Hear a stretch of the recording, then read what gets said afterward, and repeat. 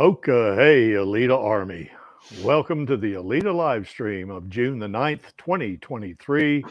Alita fan stories that you should check out, where we discuss all things to do with the movie Alita Battle Angel, the source manga, Gundam, and the greatly desired sequels. I am your host, Creek Indian, or Muskogee Creek, as many of you know me as. And with us, I'm in Littleton, Colorado, by the way. And from Fountain, Colorado, we have Lee. How's it going, Lee? Hey, not too good. Or, sorry, not too bad. Not too good. Huh? Okay. So we also have Do Not Stand By. He's from Arvada, Colorado. How's it going, Do Not Stand By? I'm really stoked. The Nuggets are on the verge of winning the NBA championship. So I'm really looking forward to Denver celebrating that soon. Oh, yeah, that's right. Yeah, they I guess they're up 3-1 now, aren't they? Is that right? Or it's 2-1, but hopefully after tonight it'll be 3-1. And hopefully Monday will be the day when the Nuggets win the whole thing. Yeah, I think so. Yeah, that is that's amazing. You know, it is. Yeah, I watched some of the game, I guess, Wednesday night, and it was a pretty good game for, I guess, the first quarter and a half, and then I guess the Nuggets kind of just started dominating them, I guess. So you know, the Miami Heat's a pretty good team. I mean, they're, you know, they are good. So anyway, yeah, we're going to win that thing, I hope. So how's it going, guys? Is the weather there in Fountain and in Arvada about the same as it is here in Littleton, I guess? Well, here it's a little bit of sun, but a lot of dark clouds too. Yeah, we got that here. What about up there in Arvada? Yeah, about the same. I was in Denver just about a couple hours back, and it was nice and sunny there. I was at the Colfax and Race intersection, where they have a giant mural of the Denver Nuggets going. Oh, wow. Nice. Yeah, I hope they're not celebrating too early. So that player we got, Djokovic, or whatever his name is. Jokic. Jokic. Right. Yeah, he is excellent. That guy's a great player. Yeah, for sure. He's really racking up the historic records. He's done things that nobody's ever done in this playoffs. So, nice. Yeah, he's featured on the mural along with his partner Jamal Murray, and the two of them are up on the mural. It's based on their sweeping the Lakers during the last round. Hopefully, the artists will update it when they win the championship. Yeah, beating the Lakers 4 straight, that was amazing. I mean, who would have thought LeBron James could be beaten 4 games in a row? That's pretty amazing right there. So, okay, enough about sports, I guess. Hopefully you guys are doing real well and all that. By the way, Do Not Stand By, I wanted to ask you about your friend, you know, the one that last year his house burned down. How's he doing now? Yeah, he's still doing all right. Still in the process of getting his home rebuilt. It's taking a while because with 1,000 homes being destroyed, there was a shortage of enough contractors to build the home, and then there was a big argument about whether the city code should be waived, because the city code required that all the new homes be built without any gas and built net zero.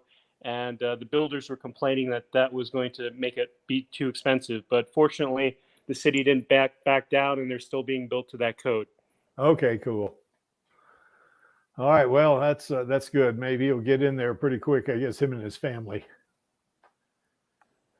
All right.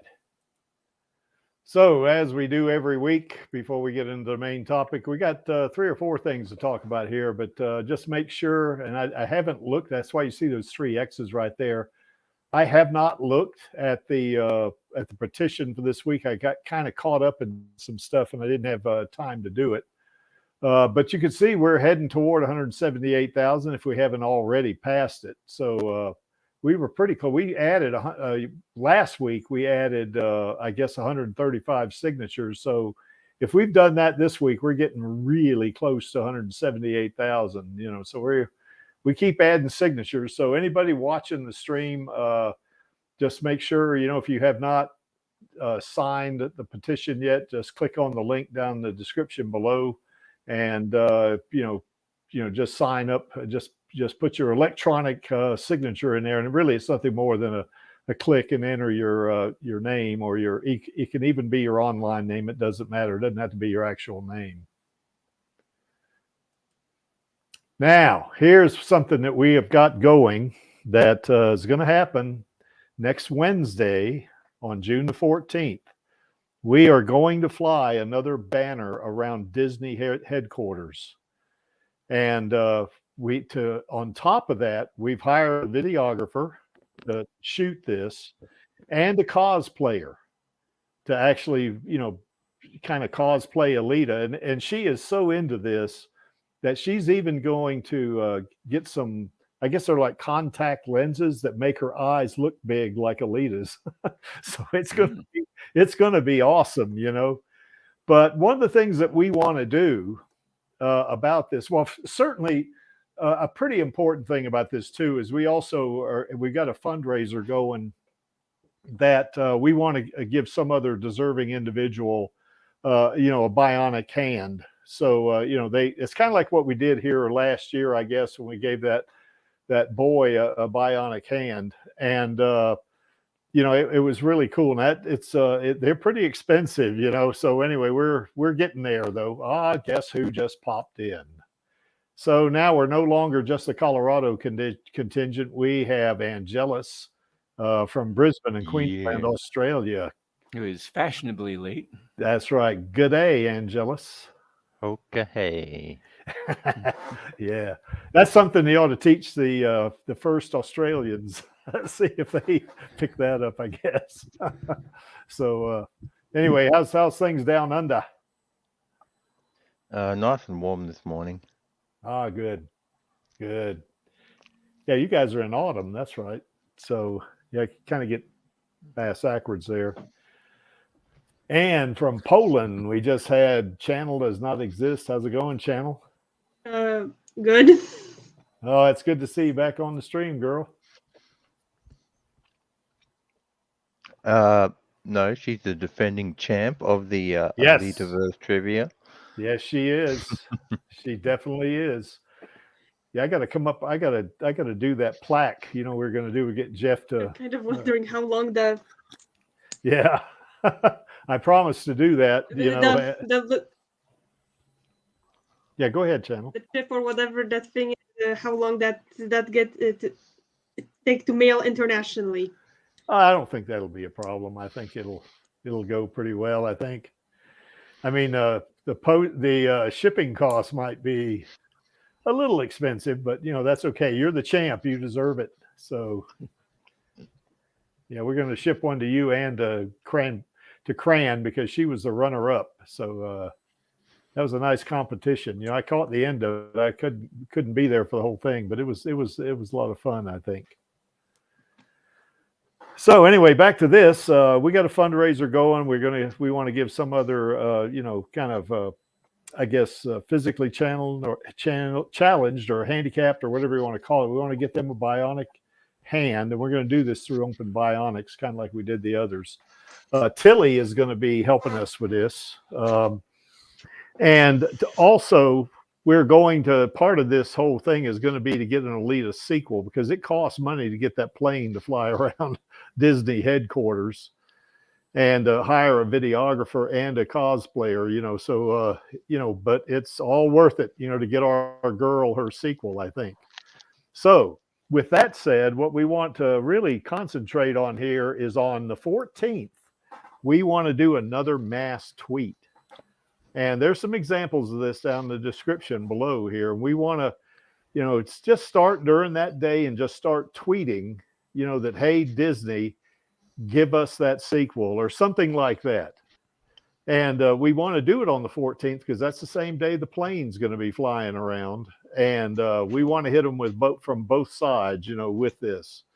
And, you know, I know personally one of the tweets I'm going to have is, hey, Disney, look out the window. Something like that, you know, and let them know, you know, hey, we're serious. We want this sequel, you know. Now, we know Disney's having some issues with the, you know, the financial problems they're having right now and that kind of stuff like that. But that's not going to curtail us. That's not going to stop us from, you know, asking or demanding a sequel. Maybe so anyway, they'd have less. Go ahead. Maybe they'd have less financial problems if they actually listened to fans and made some Owl House merch. You would think so. That and listen to fans and make a movie that's going to that'll make them money, you know. Yeah, a movie that's gonna make them money that's really expensive, and they if you already shortened your best show, might as well make some merch of it because currently the producer is encouraging piracy. Yeah, he is actually. Or they are. Yeah. Yeah. They are, you know, definitely encouraging piracy. You know, they are. So not Disney, possibly Disney, but as in, the Owl House team. Yeah. So you guys, let's tweet our asses off on June the 14th. That's what we want to do. That plane is going to be flying around Disney at noon on Pacific time in the U.S. So it's going to be flying around it for about 15 minutes, I think. That's, you know, that's the kind of which time zone? Yeah, it's probably, I would say, it's in the Pacific time zone. So it's probably like, it could be like 9 or 10 hours behind you, channel. So, you know, it may be, and for Angelus, it's going to be a whole day because they're across the international date line, but they're in the future. So, you know, but it is going to be noon on Pacific time. Now, I don't know exactly, you know, what that works out to in all the time zones, but, you know, kind of check that out. But if you just start tweeting on June the 14th, or if you're in the future, June the 15th, then we'll get Disney's attention. That's for sure. You know, hopefully they'll see that and, you know, hopefully they'll say, God, these fans are really serious. They really want this sequel, you know, so maybe it'll move them. I don't know, you know, but we're going to keep trying. We never give up. And as you hear us say sometimes, I do not stand by in the absence of a sequel. So yep, that's it. So.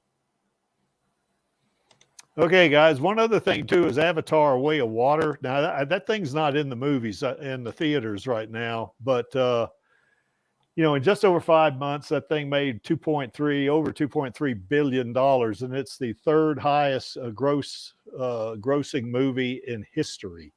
So, and James Cameron has got 3 of the 4 highest grossing movies of all time. So, you know, it seems to me Disney would say, wow, I mean, you know, he could make us $1 billion on Alita, you know, so, you know, hopefully they get that message too, you know, so, but anyway, that's where we are with that. So have you guys all seen Avatar? No. I have not had the chance to, I'm afraid. Well, I think on June the 10th. That's right. I've already watched it for you guys several times over. Yeah, I've seen it. It's a great movie. It is a good movie. There's no doubt about that. The visual effects are stunning. I mean, it's unbelievable, you know. So you definitely got to go see that, you know. So, and I think this thing is coming out on Blu-ray tomorrow, I think, is when it's officially, you know, going to be sold. So, you know, be probably going to Best Buy or who knows where a big department store, that sells DVDs or Blu-rays, and go buy that thing, man, because that thing's good. I intend to buy it, and I'm gonna watch it several times myself. It's 3 hours long, so buckle up, So don't. Well, if you're gonna buy the Blu-ray, I guess you can pause it. But I know when I went to see it, my brother and I went to see it, and he made the mistake of drinking a big old drink. So he had to leave every 30 minutes or 45 minutes or something like that, So not me, buddy. I said, no, I'm not drinking anything, So Hey. yeah, you're right. Yeah, go ahead. Hey, Lee, if you haven't seen it, I haven't seen it either, and I'm planning on getting the 3D Blu-ray, and maybe we could have a 3D watch party around the time that we're going to be doing the convention in August. Oh, okay. Yeah, that'd be great. Okay. Yeah. By the way, guys, I have bought those shirts. So we've got all the Alita Army T-shirts, ready for us to go. I got to contact the folks that are organizing the convention, the Comic-Con, and see if what we need to do if we want to get a mention, at the Comic-Con. So and then that way, maybe that'll give us a little bit more cred or a little bit more PR or something like that. Okay. I had a quick question about those, actually. I was planning on. Well, I was going to ask you if it'd be okay if I got a stencil or something like that and put a 99 on one of the shoulders of the shirt. Sure. Okay. I didn't put 99 on these, but if you want to put a 99 on your shirt, that's cool. It seemed appropriate. Yeah. But since you were getting the shirts, I figured I'd ask you first just to make sure it's okay. That's all right. Yeah, the other thought that I had was I could bring my 3D projector and bring it up to Fort Collins, and maybe we could schedule some 3D Alita watch party in Fort Collins if you can find a good place for us to set it all up. We could ask Alita Rave where that is. Yeah, Alita Rave, he lives in Fort Collins, so he probably would know. That's right, Carrie. We got uniforms now. We definitely do, And it's okay for you to put stencils on them. There's no problem with that, We're not all that. We're not like the U.S. military or any military for that matter, in terms of the uniforms have got to be, what's the word, I guess, Lee? Uniform? Something like that, yeah. Yeah, I guess so, Exact. Yeah. It's not, they don't have to be duplicates of each other, so. And unlike the military, we don't have a health entry test. Yep. Yeah. You don't need a doctor's note. Yeah. Okay. So any questions about any of these three things, guys? Well, of course, we don't have any questions about this. We all want to see this movie for sure, but well, if anybody's got any questions about I guess about the plane flying over or something, just DM me, on Twitter, if you have a Twitter account. If you're on, I guess if you're on Discord, you can send me something there, Creek Indian on Discord. If you're on Facebook, you can friend me, I guess, and I'll friend you back. And you'll see me on there as Gary Villeneuve, is what my name is. I pronounced that correctly, didn't I, Channel? So What?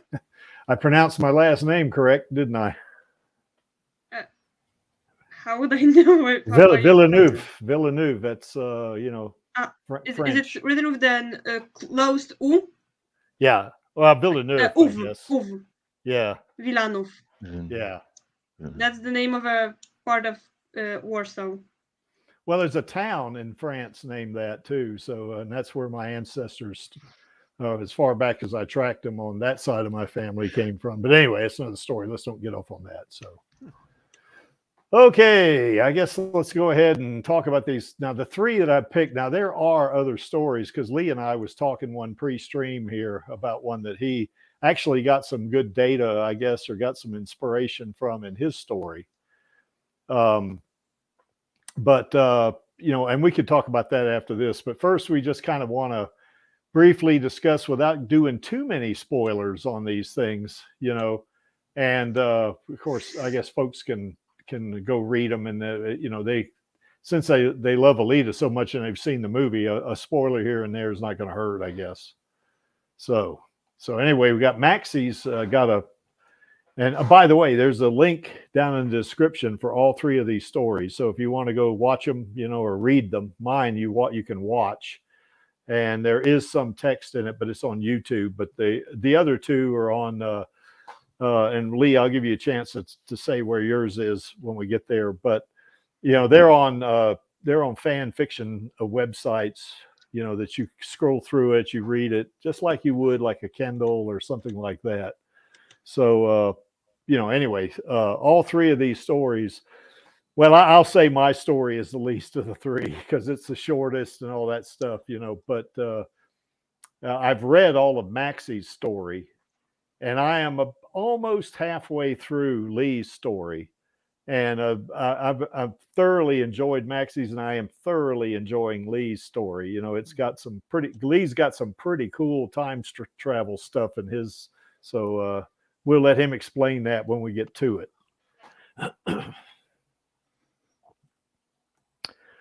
Okay, first, I guess we'll talk about Maxie's story.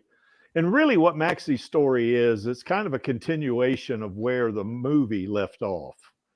So in other words, you know, as we know, Hugo has died, and Alita has actually become the second league champion, and she's now going to compete in the Champions League. And the winner, of course, is going to, you know, go to Zalem. At least that's what the movie alleges. And I guess, you know, the main reason that Alita is playing now, some of this we're getting from the manga, obviously, but the main reason she's competing in motorball at all is twofold. You know, she's trying to deal with the loss of her lover Hugo, and it's you know, it was a pretty, I guess, you know, emotional, that the ending, we've all seen it many times. It's pretty emotional at the end, you know, when she loses him. And now she's trying, it's just made a very heavy impact on her, you know.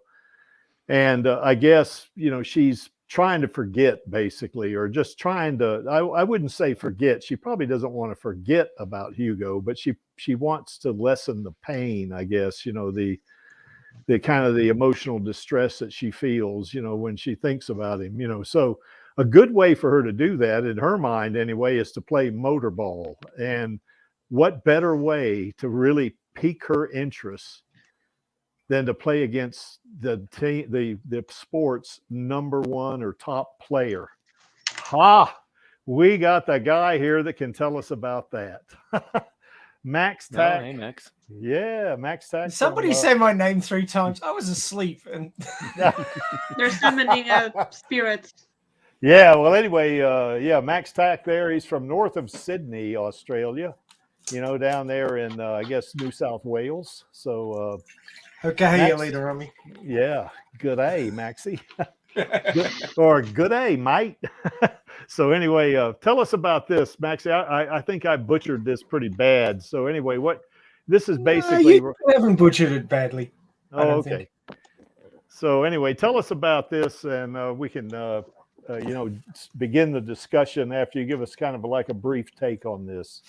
Well, yeah, basically it's an attempt to extrapolate forward from all the different sources, which is stuff that happened in the movie, stuff that was in the novels of the movie and the prequel novel, the manga, and sort of throwing a little bit of my own sort of glue to stick it all together, and coming up with what could possibly be in the sequel. Of course, I'm everything in a kitchen sink sort of person, so I'm pulling from all sources, and I think what I was writing was probably more than what would have been in the sequel, given the amount of time they would have. Yeah. But I still feel like it moves the story forward being respectful to all the different sources of material and making sense from a perspective of following on from the movie. So that was the idea. And I even have a document which talks about where all the different bits came from. So Nice. If anybody wanted to know my thinking and like, oh, that's a bit odd. Where did that come from? Where's the that document? That was one of his. Oh, right. Okay. Yeah. Or, oh, that came from the novelization on page 37. And I'm like, oh, yeah. No. Well, Maxie, you've got a really good prologue on that thing. I mean, it's got a pretty thorough explanation on it from what I remember. Mhm. Yeah. I need to get back to it and add to it a bit. Yeah, I'm a little bit distracted at the moment by another novel that I'm writing. In fact, I was writing into that last night. So. Yeah, because the joke here in the Alita Army is, of course, Maxie just kind of beat me over the head constantly about finishing up his novel, his fan fiction novel, and I read all of it. Finally, got 10. Now I can browbeat him over the head, with something to get that chapter 11 done, So, and I enjoy every minute of doing that too, Maxie. So I know. That's why I haven't written anything else yet, because you're having too much fun. I'm having a lot of fun. Yes, exactly. So anyway, it's like Maxie was saying, I guess it is kind of the next step, I guess.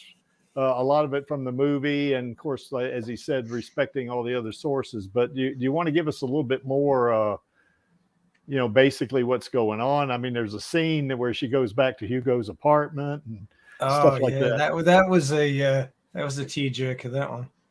Yeah. Well, I mean, if I wanted to rewrite the manga in like novel form, that wouldn't be much of an effort. I mean, you just look at the panels and you just write what was happening. But because the movie has significant differences in what Nova's doing and the situation between Alita and Ido at the end of the movie, like they're not estranged. And I know that from the novelization because it talks about it in the novelization. It's not obvious from the movie, of course. Mm-hmm. That sort of trying to include them, introducing Kimji, the little one-eyed fluffy thing. The correct Furby, name the Alita version of Furby.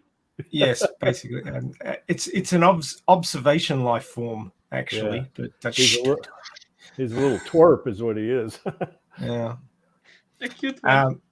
But trying to develop a friendship between Alita and Jashigan after them having a big biffo on the track and Alita nearly killing him. That was Ajikudi, not Jashigan. Oh yeah, sorry, Ajikudi. Yeah. I'm still half asleep. Like I said, I was asleep, and then I heard myself being summoned. So who summoned me? Yeah. Who dares? Yeah, I remember it as not Jashigan. I did the same thing. Ajikudi showing up there to the clinic where when Alita was there, and basically he's coming there hat in hand, I guess. Mm-hmm. Wanting to get on her team, I guess, or at least talk about it. So. It's been a while since I've read it, but I mean, that's what. Well, one of the things I liked about that part too was that it underscored the effects the performance drugs the players take can have on a person. How the lower grade ones that people are often forced to get can psychologically damage them or affect them in some way negatively. Mm-hmm. Yeah, well, the whole point is like they want them to fight on the track, or else it's kind of boring. Yeah, I mean that's why you want to get the aggression levels in them a little bit peaked so they can start coming to blows so the spectators can get that blood sport going. The blood sport aspect of it that they're really wanting to see. Bread and circuses, man. Ido being the nice guy that he is, doesn't want them doing that. Yeah, he makes the good stuff that doesn't do that to people. Yeah.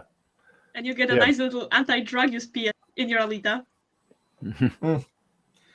Well, I mean, drugs do what drugs do. Lots of people need painkillers on a daily basis. So. Yeah, and I've taken antidepressants and stuff like that. So yeah. I mean, they have their uses. It's just when they're used in a negative way, it's like everything. Really. I take half an aspirin every day. Does that count? Take daily kids that I used to joke were endurance drugs. You kind of dropped off there, Channel. The audio did anyway. Sorry. That's all right. I don't know. My internet didn't crash this time. Yeah, I was saying that I take half an aspirin every day. Does that count? I don't take steroids. We're aspirin brothers there, Creaky. Yeah. I don't take steroids, though. I do not do that. No. So. I knew a girl who What was at that, camp Channel? who took steroids after a surgery, but the camp had this dumb rule that they treated cheap painkillers the same way they treated caffeine, which they treat the same way as nicotine and morphine and basically any street drugs. So you weren't allowed to keep drugs in your room, even if they were medically necessary. Whoa. So, for example, you wouldn't be allowed to keep your asthma medication in your room. Good Lord. And they wanted to kick this one girl out because they found out she had really, really strong drugs. And turns out just about everyone had painkillers hidden somewhere in the room. Well, I don't know about everyone, but then it kind of came out that that it would be more difficulty than it's worth to kick her out on the second to last day. So they kind of let her stay, and there was a big mess.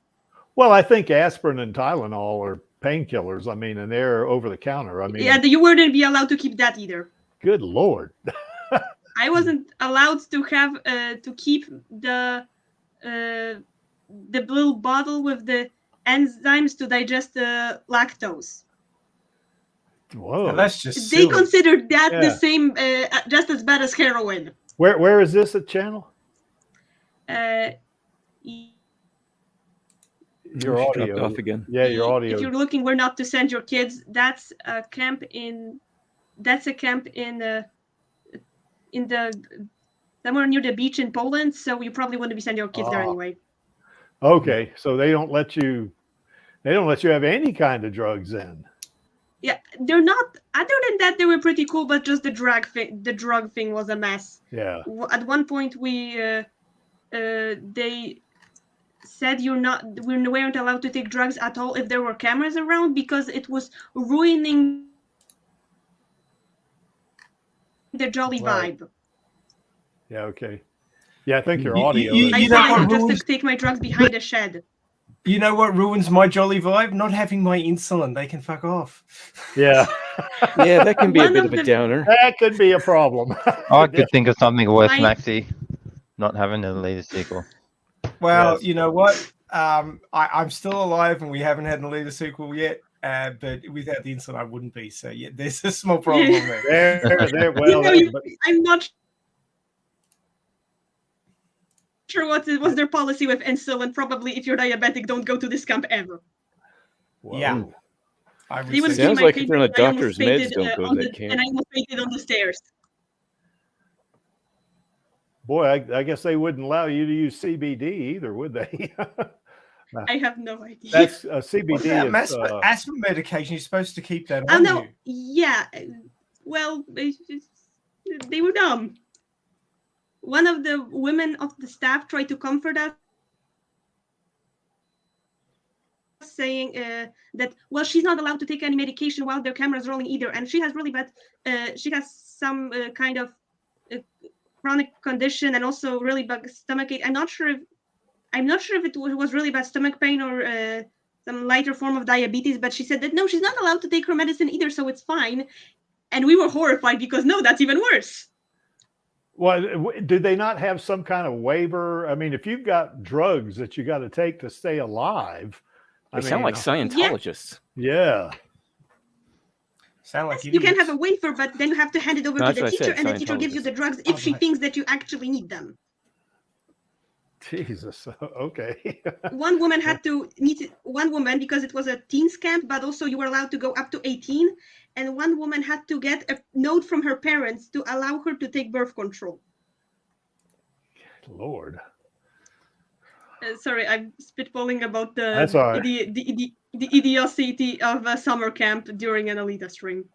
Oh, well, it's okay. We can come back to the topic. So, My cousin, Okay, who I Maxie. and I absolutely love her for it, just run up to the, just took the camera and started screaming, "Hey, I love your jolly vibe. My cousin's dying over there." I wasn't actually dying, but they edited that out. They edited everything that included us out of the stream. Jesus. Oh, I guess it is what it is. I guess. So anyway, well, let's get back to this. Yeah, let's get back to Alita. It's too depressing. So anyway, Maxie, you want to tell us a little bit about? There's one segment in your novel that Alita and Joshigan actually. Well, at the beginning of the novel, from what I remember, Alita's been kind of she's been knocked out of commission for a race or part of a race or something like that, and then in another race, I guess they were, and it could have been the same race. She ends up, her and Joshigan end up tying or something, don't they? And they share the winners. That was her first race, straight after Yeah. the end of the first movie. Yeah. So yeah, go ahead. So the way I was looking at it was that Joshigan in the first movie doesn't really act like Emperor Joshigan, if you know the difference. Yeah. We did actually talk about this in the last Alita, the last Radio Chaos stream. Yes. The differences in the movie versus the manga. In the manga, he's basically shown as almost superhuman. And the reason for that was that he had an accident involving Alita's manager in the story arc of Motorball in the manga. Ed Esdoc is his full name, and her team Esdoc Motors is named after him, and he was once a Motorball champ, and he used to play against Joshigan in the younger days, and they had a really vicious accident, and both of them were badly injured. Whereas Esdoc had to quit the game because of nerve damage, which he treats with drugs in a port in his wrist, so he wouldn't go to that beachside camp either. Yeah, I had to tie it back. But Joshigan was going to die, but a wandering Professor Nova decided to help him because he saw his level of karma was quite high, and rebuilt his brain to be even faster than normal, and that allowed him to become Emperor Joshigan by giving him the abilities to use his full potential. So, of course, we don't have that situation in the movie, as far as I can tell, because, I mean, the bits that we see of Joshigan playing, he gets beat around, and that's not something that would have happened particularly easily in the manga. So the way I looked at it was, okay, well, maybe that hasn't happened yet, or maybe he's had the brain injury, but it's getting worse and playing up. And so that's the way I sort of ran it. That during that race, that first race between Alita and Joshigan, was that Joshigan's brain was sort of kind of falling apart, and he still managed to play her to a standstill. But then he got back to his sort of ready room and was having all sorts of difficulties, and then a certain sexy young lady by the name of Eli showed up, who, if you've read the manga, you will have to remember her. She makes an offer from Professor Nova, which is kind of like, hey, wait a second, that's not what the guy up in Zalm was calling himself. And basically I had it that because later in the story, there's lots of clones of Nova, I decided to throw one in a bit earlier. So we've got Chairman Nova up in Zalem and Professor Nova, a clone of Chairman Nova, which has been tweaked so he's more interested in the science than the megalomania. Who's more science, less sadism. Don't With bet a on little it. bit of a mix of both, actually. Yeah. He's still pretty sadistic. He's just Yeah. not wanting to run the world. He's more interested in. Well, he finding likes out he how- likes screwing with people is what he likes doing. Yeah, but he's very much along the lines of Professor Nova in the manga. So he's running around in Iron City, and he decides to rebuild Joshigan's brain. So Joshigan's out for several weeks of play, and in the next chapter, if I ever sit down and make myself write it, they will announce the qualifications for final champion, and everybody will be scrabbling to try and make to those qualifications. And of course, we will be seeing Alita and Joshigan face off again once he's been upgraded, and she's going to have a much tougher fight against him. But other things are meant to happen in the meantime. All sorts of bullshit things that Nova's doing to mess with Alita. It's Nova. As you would expect from Yes. Chairman Nova, who likes to watch people die. Yes. Likes to watch them die and likes to screw with them too. He likes to do that. But I did not bring back Vector. I figured I'd leave him dead. Yeah. But I we think have the Duchess makes a good replacement for him anyway. Duchess does, yeah. The Duchess is a little bit less.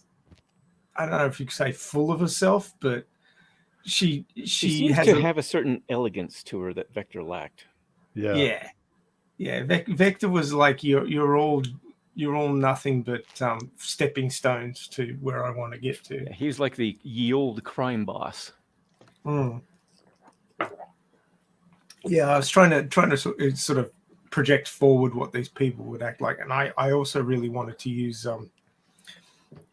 Duchess because they really dropped like serious foreshadowing about that. It was like, yep, that's what she's going to be doing. So that was pretty easy to extrapolate forward. And I certainly thought it was a good touch there. Yeah. Well, like I said, I'm trying to weave all the different threads from the different places in so that they've all got a connection to it. So you're going to have the final race. Is it going to be for what they call it, final champion, or is there what between Lita and Joshigan or something like that? How's that? Well, there's going to be a final race, but only like 5 or 6 people are going to qualify, and of course, Joshigan will trash all the others because he wants a one-on-one with a fight with the leader. And it will go vaguely like it did in the manga, although I want to throw in a few other bits and pieces. But before that happens, he crops out queen.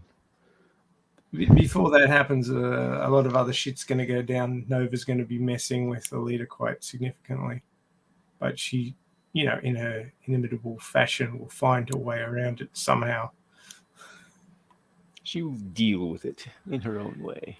Yes. And of course, we've got a slight difference in that I shipped Koyomi and Shimura, yeah, because You're obviously Koyomi's older in this case, and there's a lot of hints that Koyomi's probably a lesbian in as much as she hangs out with 2 young blokes. But in the prequel novel, she's always like saying, why don't I find these guys attractive? That's kind of it's never stated as that, but it's not. It's like, they look after her and she looks after them, but it's more like brothers than lovers. And she sort of asks herself the question, why haven't I got with either of these guys? They're both good looking young blokes. Well, I think the answer for God, what was his name? Tanji? Tanji. Yeah, sorry. I can't believe I blinked on that. That's the answer right. for Tanji I forget was names all the probably time. There's too many of them. Yeah. Yes. I think the answer for Tanji was that he just he liked to rub her the wrong way, as it were, get into arguments with her and Yeah, he did that. poke at her. Yeah. Have you met my wife? No, we haven't. So There'd be a reason for that. yeah. So when is that chapter 11 coming out, Maxie? Look, The thing that's got me caught up with Chapter 11 is that it's going to be stupid complicated because I've got a race with like 24 different motorballers, all of which I have to come up with a description for, and all sorts of stuff will be happening. So I just have to sit down and get it all straight in my head before I can start writing it. Well, you could A do little drawing. Well, you could do something like this, Maxie. You could maybe just have the names of the 24, but then the 5 that actually qualify go into detail with them. That's kind of a lazy writing thing, but which is what I'm good at. So don't describe all 20 of them, describe 10. So it's not just the ones that qualify, but also not everything, because we don't really need descriptions of everything. Well, you kind of do, because I'm like they've got to die in, or at least get deconstructed. Okay, that. Get rutted in interesting ways. So I kind of do need descriptions for them, because I mean, if you read or look at the chapter in the Motorball arc in the manga where there's the big race. You get to see lots and lots of different motorballers get trashed really, really quickly, but they all look different and interesting, and that's the complicated part. In that you've got to describe each and every one of them in text, and then make their deaths interesting.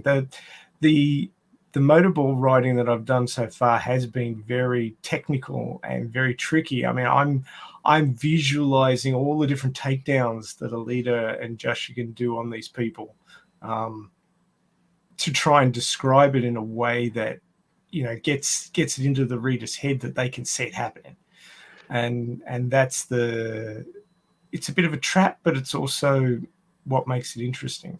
So you're going to kind of divert from the manga, right? Where in the manga, you know, Emperor Jashigan is so powerful, he takes out all of Alita's team except for maybe Teagle, and she basically is skating with her team, but she's fighting him. So, but you're going to do it where Alita and Jashigan take out maybe equal number of guys till they get to themselves, right?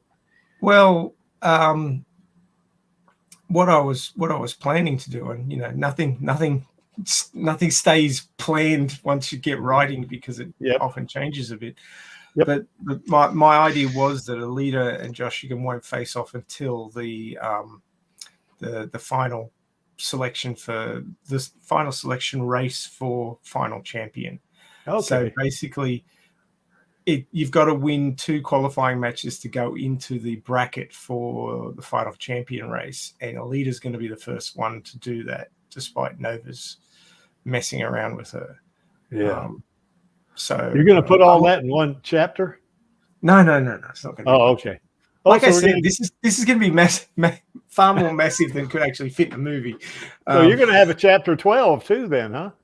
Oh, look, if I can get back into it, it's going to go at least 40 chapters, I'd say. Oh, Lord. Okay. There's all sorts of funky scenes I've got sitting in my head that I just got to get to yet. Yeah. There's going to be a scene where some street thugs are planning on doing nasty things to Shumira and Koyomi. And they're just about to start, you know, like tearing their clothes off, and someone shows up on a what are those things called? Gyro cycle. A gyro. Yeah, somebody shows up on a gyro, and they're like, and Koyomi's like, she can only sort of see the outline of the person. And she's like, is that Hugo? And then the person leaps off the bike and just starts tearing into the gangers, and she goes, no, that's not Hugo. That's not Hugo, he's dead, or that's not Hugo, he doesn't know how to fight. Yeah. Well, Hugo did have a cyborg body, although I would say that got ripped to shreds at the end of the movie. But you know. Yeah. Well, actually, Koyomi never saw it though. Koyomi never saw him in that, so she doesn't know. Does that mean Hugo worked out? We found out from someone's description, but she never saw him as a cyborg. Yeah. But yeah, I mean, there's all sorts of interesting things you can do that sort of extrapolate from all the different sources, and you can pull various bits and pieces in. But one of the things that I did decide to do was have Alita go back to the apartment, because in the manga, I may be getting the manga and the OVA confused, but I know in one of them he's walking up the pipe throwing his money off the side and everybody's sort of scrabbling for it. But obviously in this one he never went back to his apartment, so his stash of how many millions of credits it is still in the apartment, and she needs money to keep the team afloat, so the motorball team afloat. So she goes back there to get it and breaks down crying. So sort of that whole dealing with loss, and she takes his gyro and goes riding at sunrise around the ring roads of Iron City. It's been raining and the sun's coming up through the clouds and the lights reflecting off the water on the road, and she's riding way too fast because she's so emotional, which young people do stupid shit like that. I don't remember doing that. and she ends up over in the rail yards on the western side, which aren't in the movie, but I decided having the rail yards was important because the nuclear train is such a cool thing to have, so I put that in. Nice. I mean, you see it. It's in the start of our Radio Chaos opening. Oh, sorry, it's at the end of our Radio Chaos opening, but at the start of the show every week, that shot of the little truck driving through the farmlands, which are being tended by mining equipment, which I thought was a little bit strange, but okay, repurposed. But there's no sign of the railways there. But obviously, it was a big part of Kishiro's story, so I wanted to bring that back in. So, and I also wanted to, throw a bit of my own ideas in as far as how characters which were presented differently in the movie would end up interacting in the sequel. So I had Koyomi meet Shumira, and obviously Shumira is openly gay, but Koyomi's like, well, why am I feeling like this? Kind of trying to work out what the hell's going on, and well, wait. If Shumira is gay, why does she have like 12 kids with that one guy? I mean, does she like both? She's not sexes? gay in the manga. She might be bi, but she's not a lesbian. Bi. Yeah, that's what I was. Yeah, but I made her openly interested in girls. But I mean, she could end up having a heart broken by Koyomi, who and then decides to jump the fence. You just never know with these things. I mean, there's so many changes between characters. Changing someone's orientation really wouldn't be that big of a switch. Yeah, not really. No, that's right. But I mean, I wanted to draw out Koyomi's thinking about, well, why didn't I get interested in either of these two guys? Why did they only ever become brothers? I never had. Is that the two of the guys that were in there? I guess their troop. I guess Biff was one of them, and what was the other one? Is that Biff and can't remember his name. Very much a side character. So Biff and this guy is who Koyomi really likes, right? Or can't figure out why she likes him, I guess. Well, Koyomi, she hurt her arm underground in the prequel, and Hugo ends up giving her the bracelet from his mother, and that's the sort of thing you do with a girlfriend or a potential girlfriend, somebody you're courting, but she just doesn't feel that way about him. And she doesn't feel that way about Tanji either. And she's actually wondering why. So I basically said, well, this is the reason. She's actually more interested in girls, at least at this time in her life. So, that's why I decided to ship Shumira and Koyomi. And of course, there's that whole psychological thing of, you know, when your life's in danger and you're sharing it with somebody, you become a lot closer to them a lot quicker. Yeah. So I decided to do that. And that's how that whole chapter on the train showed up. Because I had Koyomi get the hell out of, I was going to say Dodge, but not really Dodge. It's Iron City. Because of all the shit that went down, she didn't want to get rounded up when they rounded up Hugo. And so she went off to visit cousins out at one of the farms, and she was coming back, and the train was attacked by a bunch of raiders who you know we obviously find out more about later when the Barjack arc shows up. So I like to bring things in, and so that they're sort of seen as something that's happening on a regular basis rather than just suddenly appearing. Because there was no sign of Motorball until the Motorball arc. And I understand why that is. That's because, you know, Kishiro was writing this in a serial manner where he said, okay, what's going to happen to Alita next? Okay, she needs to go off and do something. What would be cool? What about like cyborgs fighting on roller skates? Let's do that. So suddenly Motorball was there, and Motorball wasn't there in the first two arcs. It was the Gladiators, and he basically said, oh, this was happening in other parts of the scrapyard. So, you know, fair enough. He's the writer. He can just throw things in where they're convenient. But what I wanted to do was have these things happening in the background already, so that rather than them just popping up in the story and them reverse engineering it and saying, oh, these things were happening the whole time and they just hadn't been mentioned, I actually wanted to mention them. So, you know, there's these raiders attacking the nuclear trains. Oh, yeah. Yes. And then later on in the story, it's actually, you know, part of the story. So.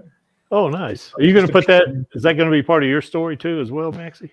Well, where I was planning to end the sequel that I'm writing was on the roof of the nuclear train at sunset. That is my planned ending. Okay, and you're going to introduce Figure 4 too, right? Exactly.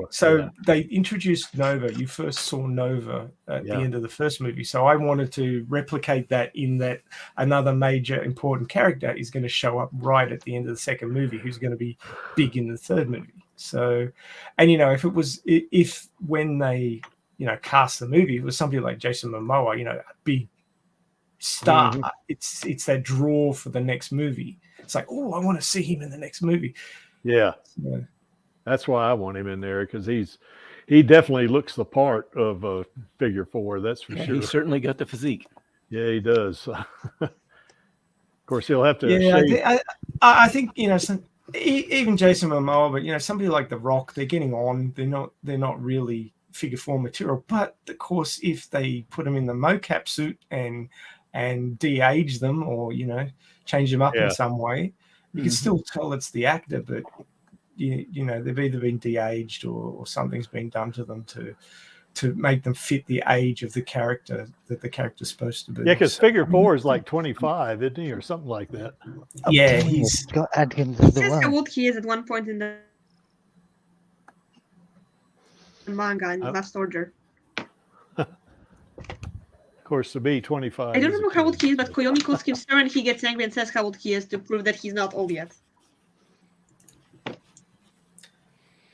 not necessary. Hey, Maxie. Yo. Thanks for the show notes, by the way, man. Does that mean Hugo worked out because he got shredded? That's from I thought only Maxie did dad jokes. carrying all the heavy equipment and also heavy stolen spines. I think Angelus is practicing. I think by the time he gets married and has a kid, he's going to be very well versed in dad jokes. Well, hanging around you, he is. Yeah. No comment. Okay, well, we're certainly looking. I'm looking forward to chapter 11. But now I understand from what you said, it's going to be more than one chapter. It's going to be several. Oh shit, after. yeah. No, look, Yeah. that I've got all sorts of shit happening. I mean, I've set up Bigot to be working against Nova. Yeah, I got hints of that. Yeah. Yeah. Working against Chairman Nova, because the guy's like a megalomaniac and he's basically controlling everybody's life. Look what he did to Ida. Yeah. Just decided, oh, you've got a disabled daughter, or your genetics aren't good enough for us. Boot. Yeah. That's right. You're out I of guess here. that's why we don't have chaos. I'm being a capital C unt because I can. Yes, that's right. Cool. All right. Well, that's gonna be pretty cool. I can't wait for the next few chapters to come out. I was saying just chapter 11, but now I'm going to say the next chapters. So when I read chapter 11, I'm going to start hounding you about chapter 12. Yeah. So I just forth. saw Dateslav's little comment there. First time anyone's ever said, "I'm looking forward to chapter 11." No, Chapter 11 yeah. being bankruptcy in the Yeah, United that's States. right. Yeah. probably. Well, I'm not looking forward to that, obviously. Yeah. And that same thing is, well, he's already passed chapter 7. So, I mean, that's, we're past that. And chapter 13. So, I'm certainly looking forward to him getting, or Maxie getting back into finishing the story a bit, looking to see more of it. Until they actually come out with a real sequel, this is going to be a pretty good stand-in, I think.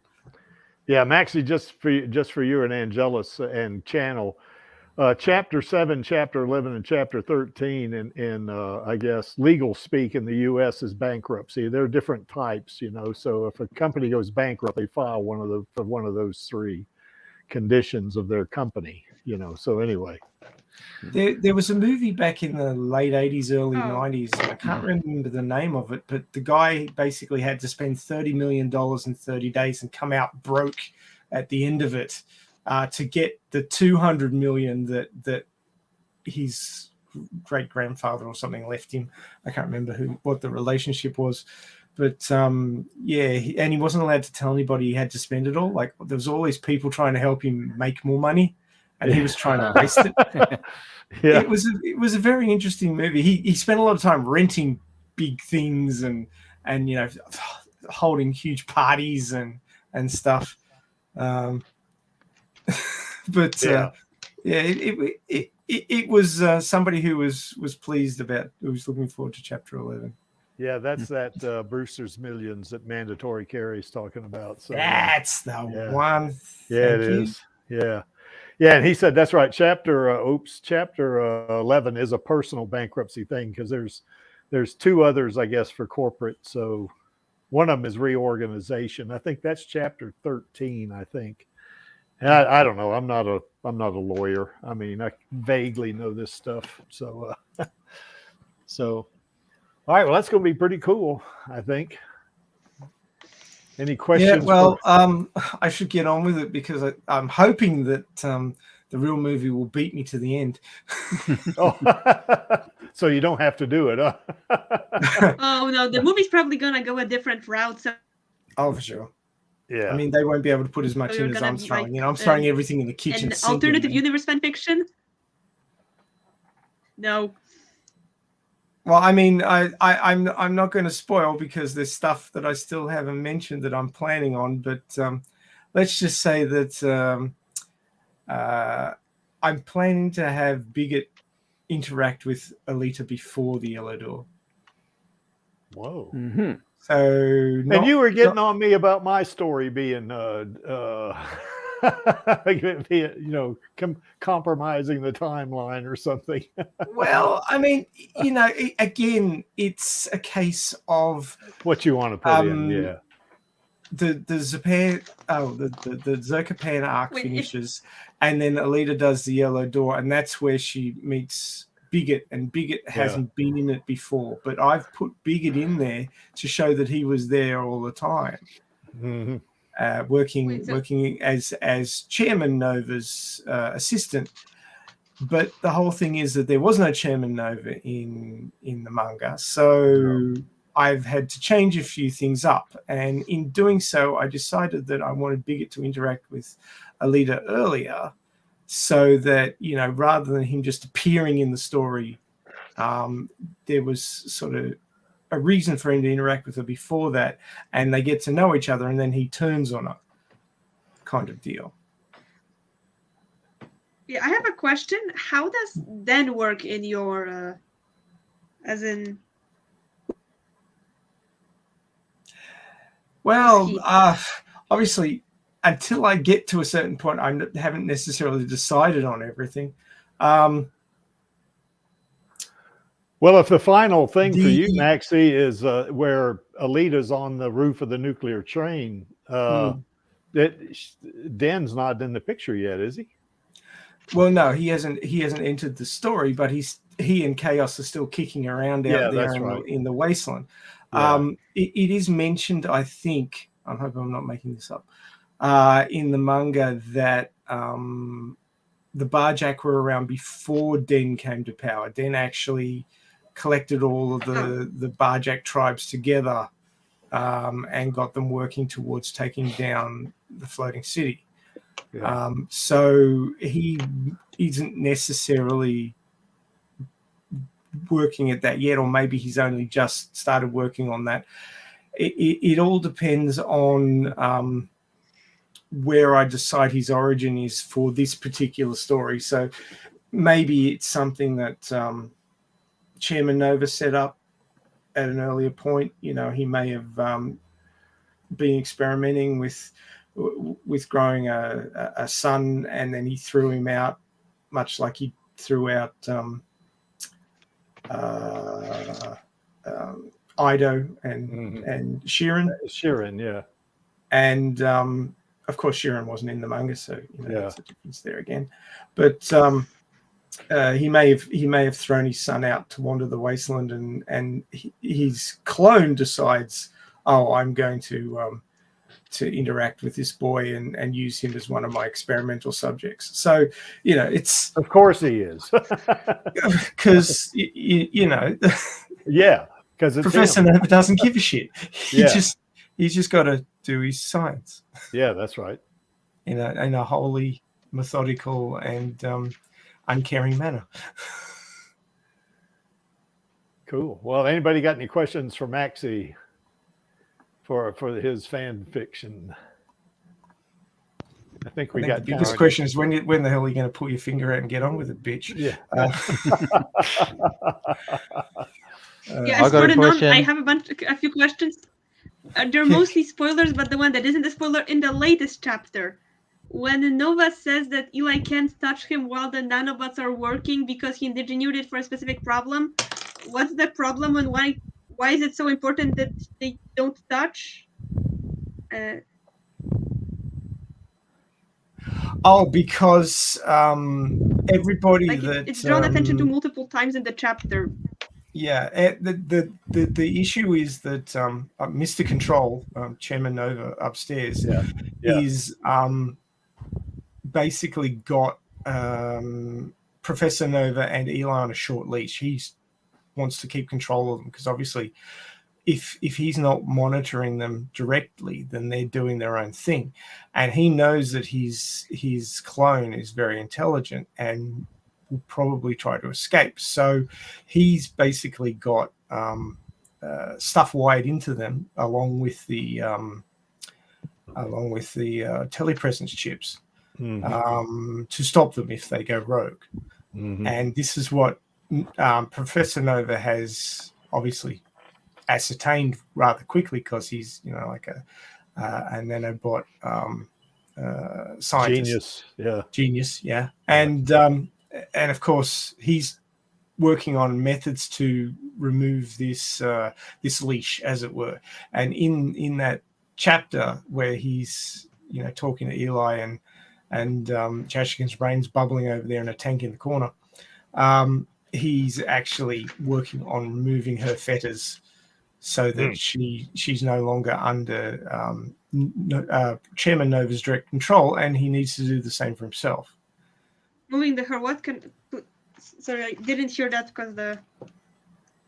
Well, basically, there's cyberware within both Eli and Professor Nova, which is controlling them closely, and there's the equivalent of like a Cortex bomb in both of them. So if they start doing things that Chairman Nova doesn't like, he can basically blow their heads off. Nice They guy. have kill switches. Yeah. Exactly. He watched Suicide Squad. Yeah. Oh, this has been a thing in a lot of shows. Yeah, it is. It's actually trope.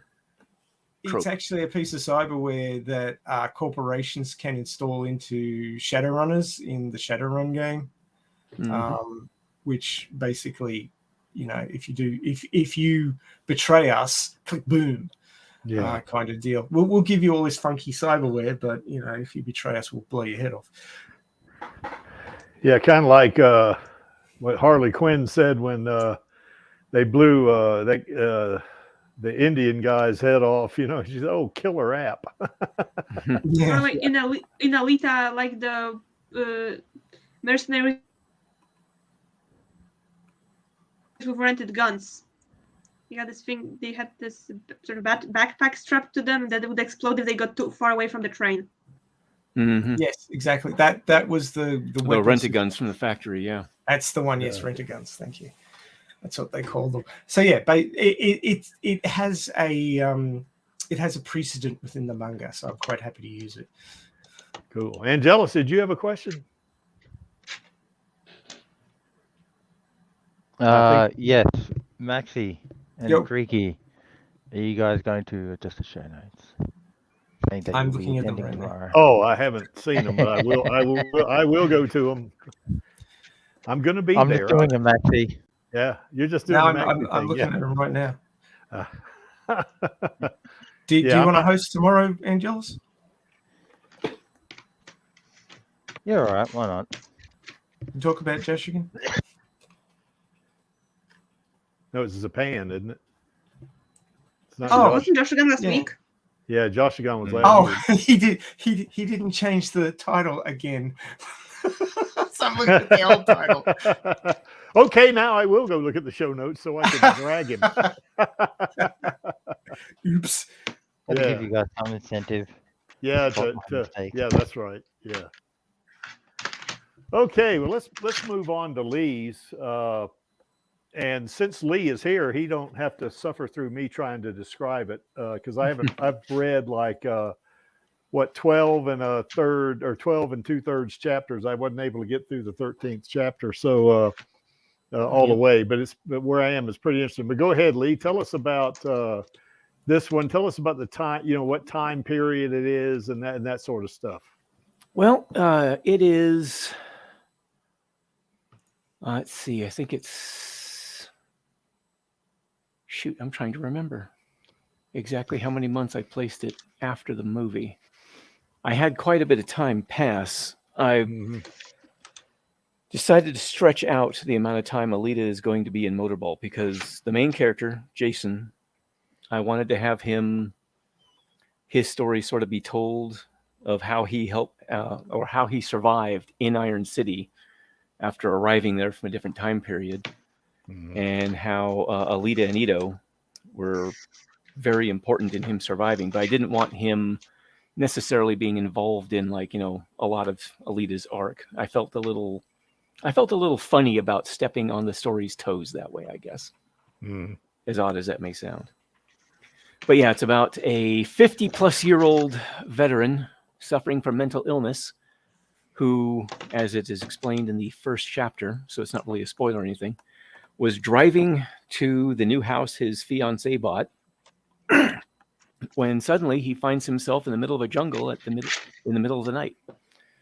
Crashes his truck into some trees and ends up taking hours to walk out of the jungle to find himself in a strange place with a space elevator and a floating city.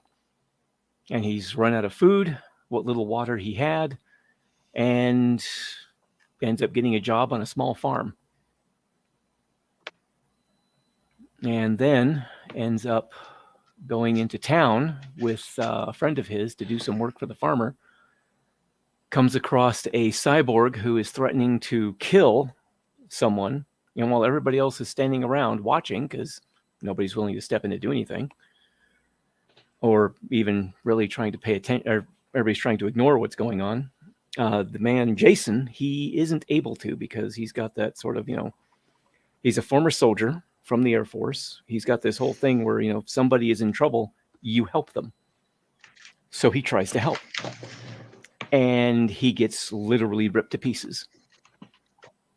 Short story. Not really. Then he ends up in Dr. Ito's office or Dr. Ito's clinic. Well, bits of him does. Yeah. Yeah. And from there, he ends up trying to deal with, a worsening mental illness because he had run out of his medication, what little he had, about 9 months ago. And also now has to deal with the trauma of a attack that left him with basically just his right arm remaining. And then Dr. Ito, he lost both legs and his arm, right? His left arm. He actually lost his right eye as well. There was a blow to the side of his head that burst his eye. Yeah. Dr. Ito, when he wakes up, tells him, "You're lucky you didn't seem to suffer any serious or noticeable brain damage from that." Yeah. Because Ito had to rebuild the side of his skull. Or at least a part of the side of his skull. But the story is mainly about a man with mental illness trying to deal with the trauma of the attack, the mental illness he suffered, or the mental illness and the trauma of the attack in a place like Iron City that is highly very unforgiving of both disability and mental illness, or much of anything for that matter. It's a very difficult place to live in, even if you're in the best of health. So the only thing that keeps him going is the fact that he's got these new friends that actually care about what happens to this guy. But yeah, like Dateslav was saying, it's in the Alita movieverse, but Alita is not the main character. I actually got the idea for the story from one of Enigma Seeker's videos when I was watching it, and he made the comment that if you ended up in Alita's universe, she's definitely the one you'd want to.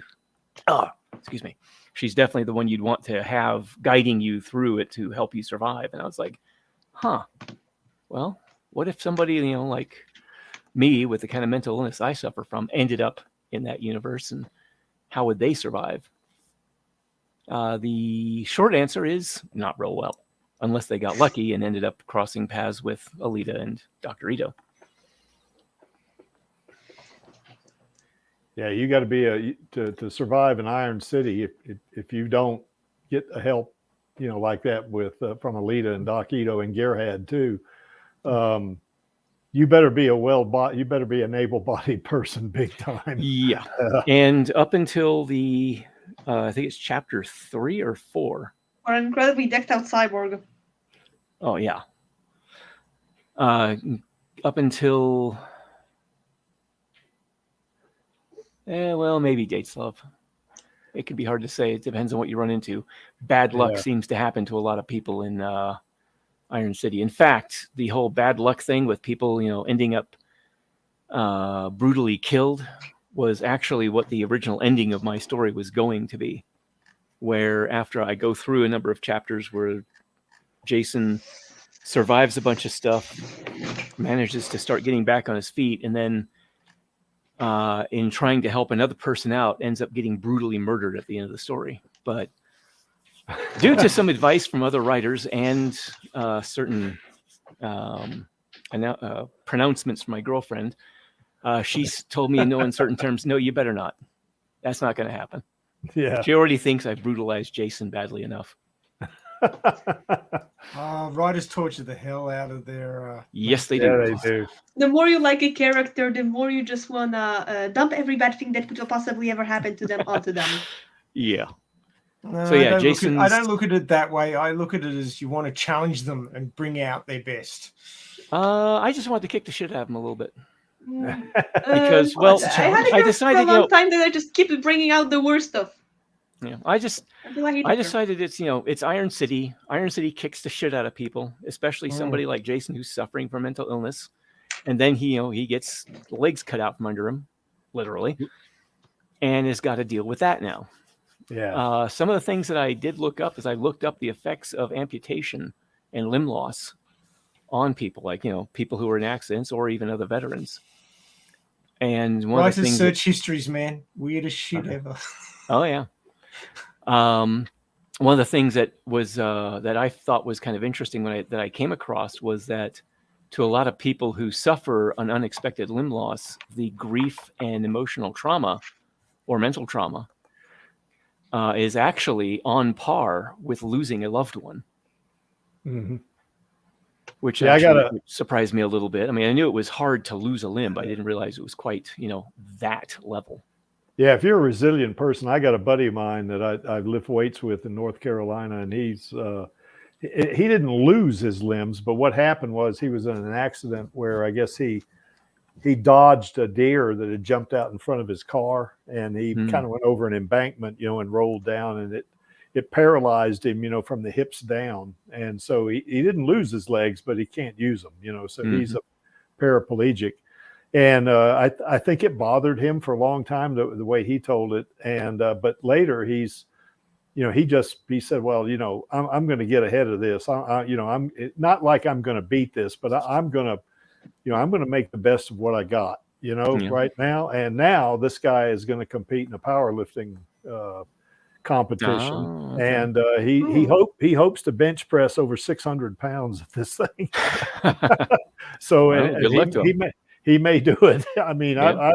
I personally, me and 3 other guys spotted him one time when he benched 605. So I mean, that by the way, was actually one of the things I found out about a lot of veterans is after they get over the initial shock of losing the limb, oftentimes it is especially combat veterans, they seem to bounce back a little bit better, at least initially. Mm-hmm. But one of the things I also learned about was the residual trauma that can hang around for years. Like one guy on a YouTube video was talking about how he lost his limb. I can't remember if it was a leg or an arm, but when he lost it, after a couple of years, he thought he was starting to finally, get adjusted to life without that limb. Mm-hmm. Until one day he's with his family, they're at a lake, they're just having fun, and suddenly he explodes. He just rages out. And it's like, there's all this trauma that just can pile on, and you may not even realize it at the time. So, yeah. But that's, things like that is what Ito, Gerhard, and Alita try to help Jason get through as he adjusts to, well, something I should probably mention. Another problem that crops up. Ito fits Jason with mounting points on the ends of his limbs. Mm-hmm. And in the back of his eye socket, Mm-hmm. where he's going to, mount the cybernetics for the replacement parts. But then he has to go off and deal with some things with Alita's team. So Jason gets a few days alone with Gerhard, where he recovers a bit. And then Ito comes back. They try to get him his limbs. And Ito realizes that the mounting points, all the cybernetics are working fine. But according to diagnostics, as far as the cybernetics are concerned, they're not hooked up to anyone. Yeah. So it ends up running into a bit of a problem where Ito can't give Jason cybernetics because they're not recognizing Jason. For some reason, they don't recognize they're hooked up to a living body when he installs them on Jason's body. And that's probably an effect from the traveling through the time portal or whatever the anomaly. So well, that's what Jason's figuring. He's figuring. I assumed it was some I assumed it was some condition, some medical condition, like a neural condition. Small difference in a neural condition. Well, that's actually the story they go with whenever anybody asks, because it starts becoming a bit of a noticeable thing after about a month or so of Jason being there. Later on in the story, people are starting to wonder, it's like, okay, this guy is in Dr. Ito's clinic, who is like the best, he's the best cyber physician, at least in this half of Iron City. Mm-hmm. Why is this guy still in the wheelchair? Mm-hmm. So they have to come up with a story as to why Jason is, not walking yet. Now you see Jason there on the left and with Alita in the middle there. I got Yeah, him there. He looks a lot younger than he is in the Yeah. story. So I guess that's AI, not. Oh, I was gonna say to Dateslove. No, Jason definitely wants cybernetics. He wants out of that Yeah, he wheelchair. does. He wants them working again. Yeah. And the fact that they don't is just one more thing that piles onto his mental illness and just starts driving him a little bit more towards suicide, because he's just like, everything just seems to be just crumbling out from under him. I was going to make a note. The middle picture there, Yeah. no offense or anything, but it just, I mean, it's a nice picture, but it makes it look like there's some kind of Yeah. romantic thing. There isn't. Yeah, there isn't. Yeah, and there's no romance in my story. Jason is Yeah. absolutely not romantically interested in Alita, and she's not interested in him. Well, but they are friends, though. Or at least as far as I've read, they're becoming pretty good friends, I think. Yes, And he starts trusting her a lot more and looking at her more as someone he can count on and not have to worry about. Because one of the things that I also hint at in the book is, or in the story, is Jason's past. He grew up with an alcoholic father. Yeah. So being around someone who is bigger, who is much more physically powerful than him, who he has seen be shockingly violent, like Alita has, there is a certain level of PTSD with that Alita sets off in him. He gets around her and he starts feeling like this young boy again who has to walk on eggshells because he doesn't want to set off this monstrously powerful individual who I don't think she's going to marry Ito. No, I don't think so either. Excuse me. So yeah, there are some trust issues Jason has with people, even though he tries to be a good person. Well, initially, but eventually he like you said, eventually he's starting to, accept her more. And he, I think it was like chapter 10 or whatever it was, where they sit and talk, for a while. Now she's talking. And he even jokes around with her. Yeah, that's right. And he begins to realize, I guess, that she's not the person that he has envisioned in his head. Watching her smash these powerful cyborgs to smithereens, And Jason is also someone who is now the first 20 chapters or so is basically Jason dealing with his limb loss, getting his limbs back. He does eventually get them back, but it takes time, and there is some hoop. Well, I don't want to give away any spoilers, so I'll just say he eventually does get his limbs working, but it's because of some outside influences that happens. If you don't have trust issues in Iron City, you're probably dead. Well, that's the thing. Jason isn't from Iron City. And because he doesn't really have the kinds of trust issues other people have, that's one of the reasons he was willing to intervene in that thing. And there's also another incident that happens when he goes out to get some new items shopping. But because he still needs some help, Alita volunteers to go with him to help him out. He goes out shopping, and he ends up helping someone else out again. I mean, Jason has a couple of things going for him that make him as well. I had a side chapter that I focused more on Bigot Eisenberg and Nova, where Nova basically sort of looks at what was going on in this one incident to try to find out some information that he was looking for. He reads Jason as basically one of those goody two-shoes idealists that usually don't last long. And Jason, being a rather devout Christian, as well as former military, raised in the kind of household he was in, he's not a good fit for Iron City, honestly. No. Alita is extremely impressed with him, though, and because he did what he did with that cyborg that was trying to kill that person, and he just, like you said, he intervened, and she's very impressed by that and comes to respect him quite a bit, I think, at least as far she as respects the fact that he was willing to stand up to someone like that. Yes. But it does become a factor later in the story after around chapter 20 or so, I think, 2021, somewhere around there. Jason gets the shit kicked out of him again. Really badly. Yeah. And while he is in an induced coma, Alita decides he needs some really serious help or he's not going to survive around here. Yeah. And, well, being that she's already lost somebody that she really cared about, and she's come to see this strange guy as, something of a friend, she decides, well, maybe I can do something to help him have a better chance of surviving. Yeah. Yeah, I'm enjoying it a lot. Yeah, it's. I'm glad to hear it.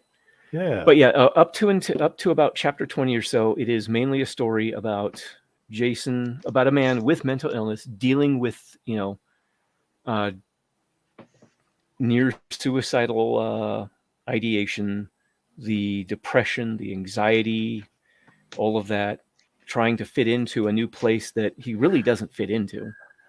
Things set him off too. That PTSD gets triggered 3 or 4 times what I've read so far. Yeah. Yeah, he's got some problems. He had problems before, but they were relatively under control after getting ripped to pieces. Well, he has more problems. Guardian Demon. There's one time Ito tells him that they, in the clinic they're not equipped to handle those kind of psychological kind of maladies, after the right? time after his meltdown where he just decides, you know what, fuck all you people, I'm leaving. Because it's when Alita has a little bit of a blow up her own. She gets angry because she thinks Jason's trying to pull one over on them. Yeah. Because it's like, really, you're centuries old. It's like, because this guy ends up, despite what he's done, he claims to be centuries old. He ends up in the only clinic in the city in which she is there, and she is centuries old. And it's like, this seems just a little too coincidental. Something's got to be going on here. And when she does that, Jason just decides, what's the term? He just kind of snaps. And he's like, you know what? Fuck all of you. I'm out. Yeah. And it goes off the rails. Crawls out of his wheelchair, because it's not motorized yet. He crawls into the recovery room he's staying in, and he decides, you know what? I'm sorry I inconvenienced all of you, but I'm taking this blanket and I'm leaving. At which point he is forcibly stopped. Yeah. And excuse me. And he goes into a bit of a meltdown that they have to knock him unconscious and then restrain him in the next chapter. Yeah. And he stays restrained for a while too. Not too long, just a little bit. Yeah. Well, he finally realizes that, hey, these people are really trying to help me, Mm-hmm. So, well, it was also a little bit of a fear response. Someone as strong and as powerful as Alita. Jason has these beliefs that also color the way he looks at Alita and the world around him. Mm-hmm. He grew up looking at people with a lot of strength, abusing that strength. He's also a big believer that power corrupts.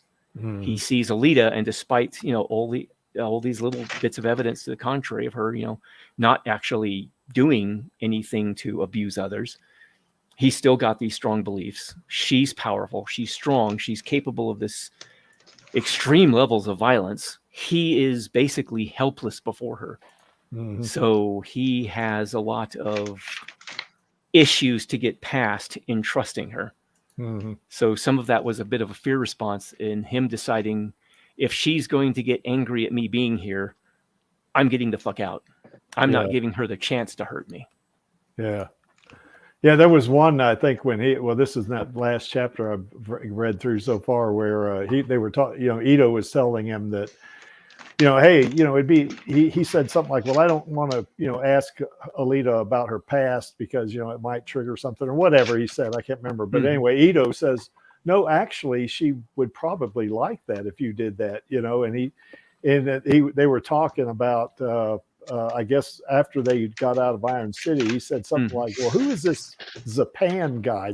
Because he overheard one of the guards, which isn't a normal thing. One of the things I did do, by the way, was after Alita's attack on the factory, I had sort of an extra level of security get implemented as sort of a bureaucratic measure. Yeah. So there are these guards working with the Centurions now, and he overhears one of the guards as he's hiding in the back of the truck as they're trying to sneak him out because he doesn't show up on scanners. Medical systems or medical scanner, electromagnetic sensors don't pick him up. Yeah. And He's magic.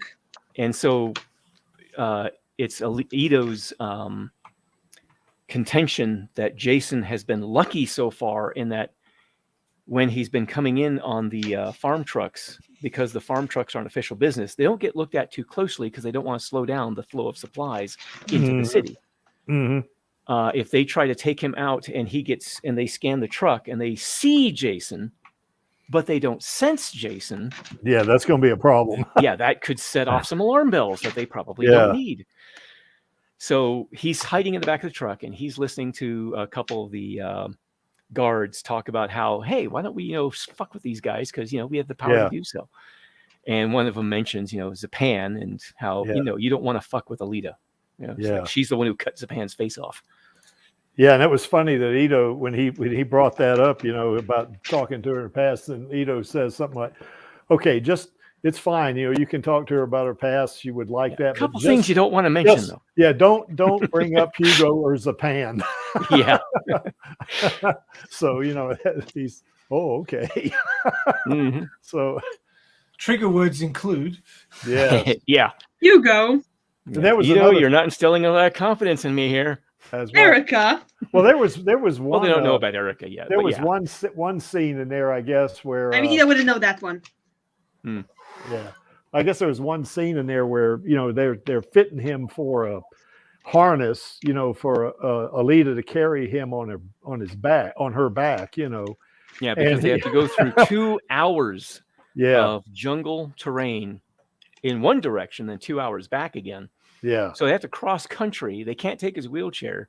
And she's the only one who's got the strength and the endurance to carry even somebody missing most of their limbs for an extended period of time. So they have to use this harness to do it. Well, there was that one scene, though, where he was kind of whining, about being on Yeah, because he doesn't like the idea of it. He really hates the idea of the harness. He's like, I seriously don't like this. Can we be done now? And she's like, yeah, we're almost done. Quit being a baby. Yeah. Or don't be such a baby. And he's like, it would be easier to do if you weren't carrying me like one. And then she just looks at him with this look, like you turkey or something. Yeah, it was funny. Yeah, I tried to make Jason a little bit of a smartass, so he's got a bit of a sarcastic bent to him. Yeah, he does. Hold on a second. I've got a call I've got to take here. That's all right. But anyway, there's from what I've read so far, Alita and Jason are becoming good friends, I think, because they've argued a couple of times. They've talked to each other like friends would talk, and they've even joked around with each other a little bit. So I think they are becoming good friends, in Lee's story, Now he's right. There's no romantic inclination there because in Lee's story, Jason's like 52 or 3 or something like that. Then Alita, of course, is what she at the oldest, in his story, she would be like 20 maybe or 21, something like that. So that's not going to happen on that level, but they can still be really good friends. Yeah. Well, he doesn't make that kind of money though, Maxie. Fair enough. So, okay, I'm back. All right, cool. Yeah. I was just telling him that from what I've read so far, Jason and Alita, are becoming really good friends. It's like you mentioned a while ago. There's no romantic kind of relationship between them, but I think they're genuinely getting to like each other, and they're, and they, like you said, they joked around with each other a couple of times, and they've argued with each other, and they've talked normally with each other. Well, I also did put a little bit, Jason. I put in the backstory, so you find out fairly early on. Jason actually arrived in Iron City. I think it was 7 months before Ito found Alita. So he's been there a little bit, and then he ends up seeing signs of Alita in the motorball circuit and all that. Holy shit! I actually just brain farted on what I was doing. Here he has a girlfriend, but Yeah, so he's been there for a while. No, I lost the train of thought. Well, he doesn't Channel. He doesn't really have a girlfriend. There's a girl. He had a on the fiance. farm. Yeah, And she had some children that he had helped her raise. He and the woman, Vanessa was her name. Yeah. He had known her for many years. They had at about the time he got swooped up by the temporal anomaly. They had recently gotten romantically involved, and they had gotten engaged, and she had just gotten a house, and he was going out to see it. He basically ends up losing everything. The anomaly scoops him up. He loses the life he had. He loses his family. Mm-hmm. He ends up in this dystopian place, which, by the way, leads into the next half of the story after chapter 2021's thereabouts. I changed the focus to Jason dealing with ending up at basically the end of the world, because he came from a world in which, our country in the real world is involved in a number of conflicts around the planet. Jason, his United States was involved in, I decided to make it like, an even dozen conflicts around the planet, which has kind of given him a certain outlook on war and that kind of thing, which is already pretty negative. To him, war is an ultimate evil. It is the kind of thing that only exists to devour human life and to destroy everything in its path. So now he ends up, he's starting in a road recovery, but all the other stuff starts coming out. Like there's one city, as far as they're aware of, really left on the planet. And Jason basically is looking at an Earth that has been turned into a mass grave. So he's got this whole, his anti-war viewpoint goes to a bit of an extreme after a little bit, even after everything he's been through. So he's still trying to survive in Iron City, and Alita's trying to teach him how to be a better survivor in the second part of the story. But he's dealing with the fact that, his world has been turned into ruins. And I don't really want to give too much away on it, so I don't want to say too much more on it. But basically, the tone of the story does shift, or the focus of the story shifts a little bit after the first 20 chapters or so. Yeah, one of the neat things I saw when he first ends up in Doc Ito's clinic is that they go through his stuff, and he has a wallet, and he pulls out a driver's license and what the hell they look is at all this? this. I mean, I just for reference, I went ahead and I just opened up my wallet and I looked at the stuff I've got in here. It's like, yeah, there's all this other stuff. Yeah. I got pictures of my family. I've got, a social security card, a veterans administration card, that kind of stuff. Yeah. So that's all that, that Jason would likely have in his wallet as well. So they look at that stuff and it's like, a lot of this stuff looks like official documents, but to what? Yeah, exactly. Well, he tells Ito, I guess, that he was in the United States Air Force, and Ito says, well, what is a United States? It was like, it's surely, Zalem would know of a major power, which like is that. where which is where things get dicey, and him trying to explain where he's from, and they're kind of like, this guy's not he's crazy. He's not all there. Yeah. Until you get to chapter 13. Well, anyway, that we won't give that away too much either. So see, I tried to make it an interesting story about a man from a contemporary time period who, suffering with some issues, ends up losing a bit, ends up in this other place that is just losing a lot. Dystopian hellscape, as it were. Yeah. Not totally bad. I mean, it's got some good points to it where people are able to make a life for themselves, but it's got a lot of bad points too. Yeah. And he ends up suffering through some things and tries to basically come to terms with the fact that he's going to have to make some choices on how he wants to live his life. Because he is a Christian. He believes that there's a certain way, it's his duty to act in a certain way. However, doing so is likely to get him killed very quickly. So he has to decide how he's going to go about fulfilling those duties and surviving. So there's some things he's wrestling with aside from just his mental illness, as well as the loss of his limbs and all this other stuff. And I'm glad to hear Oh, excuse me. Glad to hear that you're enjoying it. Oh, yes. There was one comment I wanted to bring up on one when it was on fanfiction.net. Somebody left a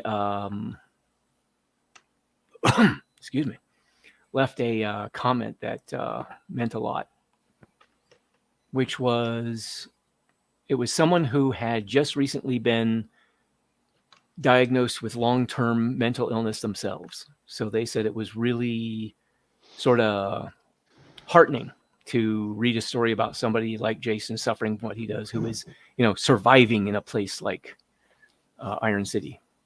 Yeah.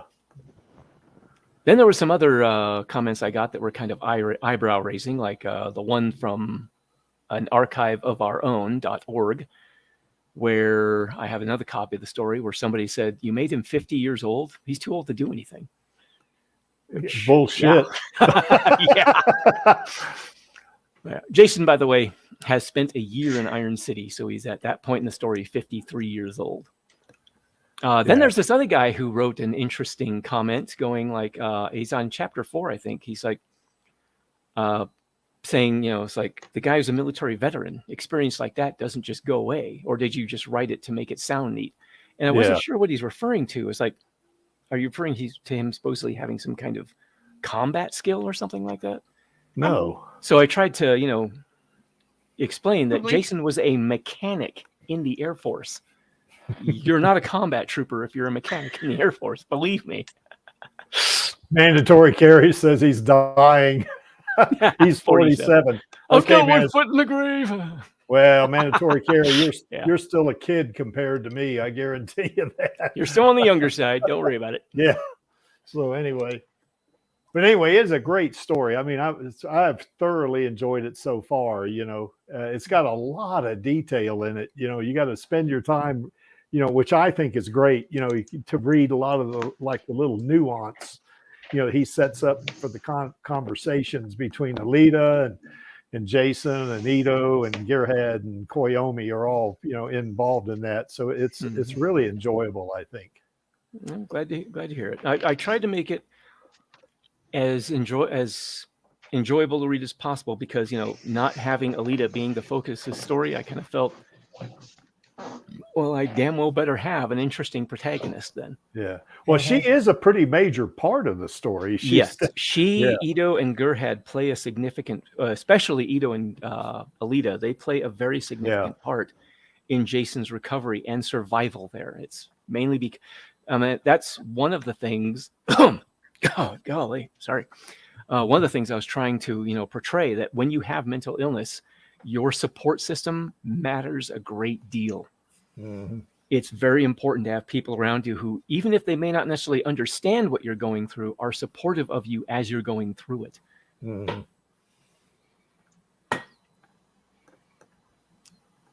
Any questions for Lee on this, guys? Maxie, you've read some of it, haven't you? I have been a very bad boy and I haven't got started on it yet. I've got the page saved, and I'm forever meaning to go back to it. But you wouldn't think that somebody who's underemployed would be as busy as I am. The wife keeps me so busy. It's just like there's never a day off. I mean, right now while I'm on the stream with you guys, I'm selling stuff on Marketplace. Nice. I'm going to go ahead and answer Detzlav's question here. 2 sites. Where is that? Which question is it now? Where, I think he's asking where the stories. Oh. Net. That's one. And well, the link is down in the description. It is? Area. Yeah, you just click on it. Oh, okay. Well, there you go. Yeah, just click on it down there. It says Lee's story and it has a link. So you can click on it. It'll take you right to it. Okay. Yeah, MaxTech story, Lee's story. Yeah. Yeah, I think me and MaxTech both have 2 separate. He's got that home blog that he's got. So he's got his own official little website where he actually has the story put there in, formal sort of setting. Cool. Me, Yeah. I'm just a silly little fanfic writer and stuck mine on fanfiction.net and archiveofourown.org. Well, Which you he guys, also, by the way, has I've got it in copies of 3 his story. places. 'Cause Yeah, I I've was got going to it say, on he's also got, fanfiction.net, AO3, and a blog. yeah, so I Well, was you- going to say, it's like, man, Max Tax also got his story on fanfiction.net and Archive of Our Own, or AO3 as it's also called. yeah. Archive of Our Own, I think, is .org. Yeah, I don't have that link in there, but I do Yeah, have the dot link. org. Yeah, I do have the link to the other one. So, Okay. yeah. But yeah, there's a couple. Well, both of you links. guys are way ahead of me because my story is not nearly as detailed or nearly as intricate and nuanced as yours. Mine's pretty simple. Well, yours actually. follows a pretty straightforward premise. Yeah. Alita's out in the Badlands looking for Desti Nova on her mission from Zalem in the Tuned program. Mhm. So you don't always have to have, a complicated sort of thing. Could be a fairly Yeah. straightforward, simple premise. Yeah, it's, Like that one Dread movie. The premise on that one was fairly simple. yeah, it was. They had a drug operation that they were trying to take down. And then from Mhm. that, you had a whole, pretty damn good movie come out of. I put the second site there in the chat if anybody wants to go to that one as well. So, Yep. so has anybody got any questions? Now with Lee's story, Maxie, I don't think yours has this. I could be wrong because I haven't been able to read your story for a long time because I've already read all of it. So, but he has. Well, thank you can for leave. doing that. I really appreciate it. But anyway, Lee's story has a section below where you can leave comments and kind of give him some feedback because he does want the feedback. Yeah, Yours does too. Both, actually, all 3 of the places have the opportunity to write comments. Yeah, they do. I like Archive of Our Own's better because that one allows me to actually put replies to the comments, kind of like a forum post almost. Yeah. With fanfiction.net, I can't actually give any kind of direct response to a person who has left a post. So if they post something, I can't, give a specific response or ask for maybe a clarification of something. I thought you could, or maybe they disabled it. Well, that's the thing. I have one post, one comment that actually has that little word balloon that you can click on to send somebody a direct message. But it's not a reply to the comment, and it's not actually something that you can do in many cases. Like if somebody's got a guest, they leave a comment as a guest, you can't make any kind of reply to them. Well, I know I've left comments, but I'm no critic. I mean, I just leave. Oh man, this is a great story. I'm really Well, I still enjoying it." enjoy hearing from you. I'm also, very glad to hear that you are enjoying it. I wanted to make a story that was going to touch on some things important to me, but also be, an enjoyable read for other people in a universe that, kind of inspired me to make the story in the first place.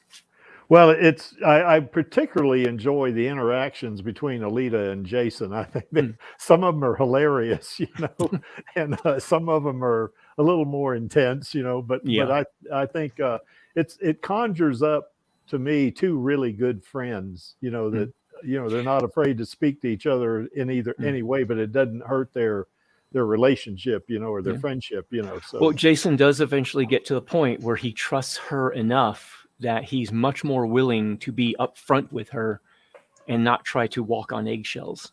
yeah. So, I mean, there is a part in chapter 24, I think, 23, 24, where Jason is basically giving a bit of an angry rant about some of the things that he has been dealing with in the world.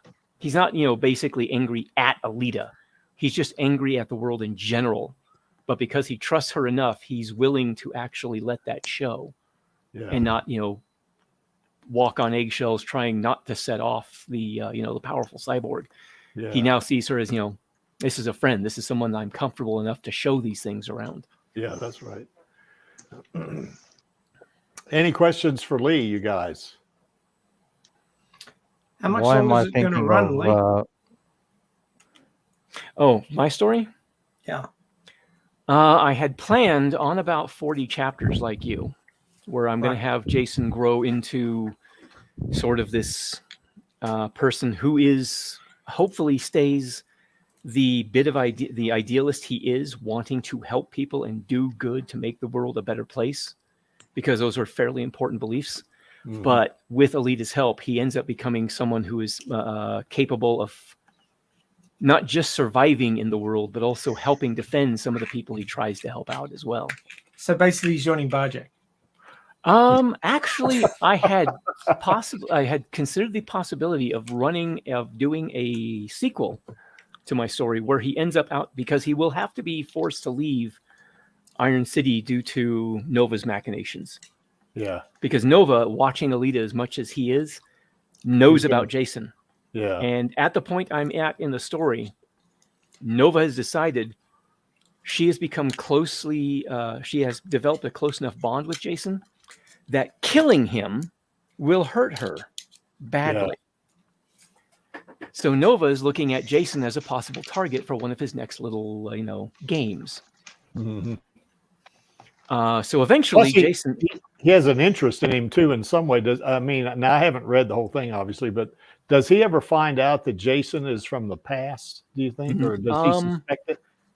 He's going to find out that there's some unusual stuff about Jason. That's going to force Jason to flee, because Jason, I kept trying to come up with some possibilities, but I cannot see a scenario in which Jason gets captured by Nova. I can't see any possibility where that ends well for Jason at all. Once Jason you're in Nova's sights, you're kind of screwed. Yeah, so Jason is kind of in Nova's sights, not in a real strong fashion right now. There's going to come a point where they're going to realize Jason has to leave the city. He can't stay. If Nova catches Jason in any way, that's the end of Jason. Mm-hmm. So eventually he's going to have to be forced out of the city. And I was thinking about a sequel where Jason runs into the Barjack and gets forcibly inducted into their organization. Because Jason... At that point, he'd be a total replacement cyborg, wouldn't he? Just about. Yeah. But Jason, he's not going to be a fan of the Barjack. Jason, because of his own previous military experience in our time, he knows how revolutionary armies typically operate. Mm-hmm. They typically tend to be worse than the regime that they're replacing. Mm-hmm. And when he watches the Barjack do some things, watches how they operate, that's going to become kind of confirmed to him. Yeah. So he's not going to be a friend of the Barjack. Any other questions for Lee about his story?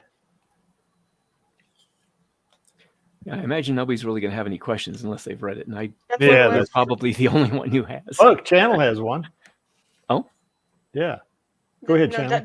That one, that some of the parts you were describing kind of hit harder emotionally because of the historical geographic context. No. Because Poland is near the Ukraine, so at the beginning of the war, there was genuine fear that we would be attacked next because we're not that far. And when you mentioned that revolutionary armies and uprisings usually are not that much better than the regimes, that's actually a story during occupation. There were small groups who are currently celebrated as heroes everywhere, but in the regions where they actually worked, because while local government remembers, and actually it's just local people who don't want them celebrated, because while they're officially remembered as the people we have independence because of, locally they're remembered as that person who burned down someone's house because they refused to help in a revolution, and or did things that I don't want to get this stream demonetized by describing. No, that's okay. Yeah, that's just. I would say this, Channel. I wouldn't lose too much sleep on Poland being attacked by Russia, because I don't think. Yeah, I know. No one's losing sleep on it now. Yeah. Just at the beginning of it. Oh, I see. Because I don't think Putin is that stupid. I mean, if he attacks any of the NATO countries, it's going to be all out war. I mean, it's going to be bad for all of us. I mean, really. no one's scared about. Pretty much no one's scared about it now. But like for the first maybe 2 months. Yeah.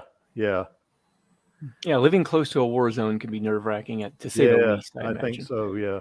But yeah, there are a number of European examples that I was actually thinking primarily of the South American versions, where the CIA has, helped put a coup in place that toppled the government. And you end up the Revolutionary Army the CIA was backing comes into power, and you've got death squads running around. Just stuff like that. Just really bad. Well, we don't want to get into politics too much here. Yeah. So, so anyway, mainly it's about a man from our world with mental illness finds himself in a terrible place, trying to deal with the terrible things he finds himself tangled up in. I bet everybody. And he's got the help of some good friends who help him through it, and he tries to help them in turn. I bet everybody in the Alita army that was in that same position, they'd be happy to be associated with Alita, wouldn't they? A quick note. I did have Alita staying in her motorball body up to a point. Yes. She suddenly switches back to her berserker body. Yes. This is actually something that puzzles Nova because of his ability to read people. I got the impression he was almost supernaturally good at it, is the impression I got. So he figured, Alita should be so put out by and overcome with grief and so racked with heartache and pain over Hugo's loss. She stays in the motorball body, refuses having to do with the berserker body, and then she's back in her berserker body. Well, it's about the time that Jason shows up. Yeah. Something about, Jason's act of self-sacrifice pushes her to decide to get back into her berserker body again. But especially when she carries him on her back, when they go out to the Badlands, where she's in her berserker body at that point. She's in her berserker body. That's exactly right. And I interpreted that as her friendship with Jason has kind of not inspired, but influenced her to realize. That was kind of one of the things I was kind of excuse me, going with too, is like one of the things that people with mental illness often have is this belief that their life doesn't matter, or that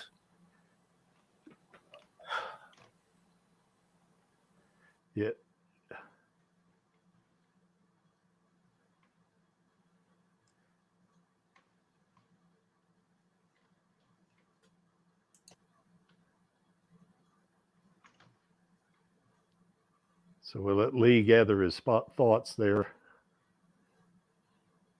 I thought maybe he was having a coughing fit. Yeah, it could be.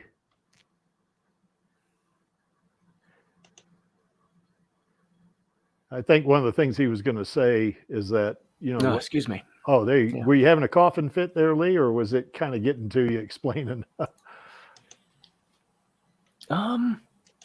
Just had to gather myself for a second. Oh, okay. Hold on a sec. Well, you don't have to describe it if you don't want to, Lee. It's okay.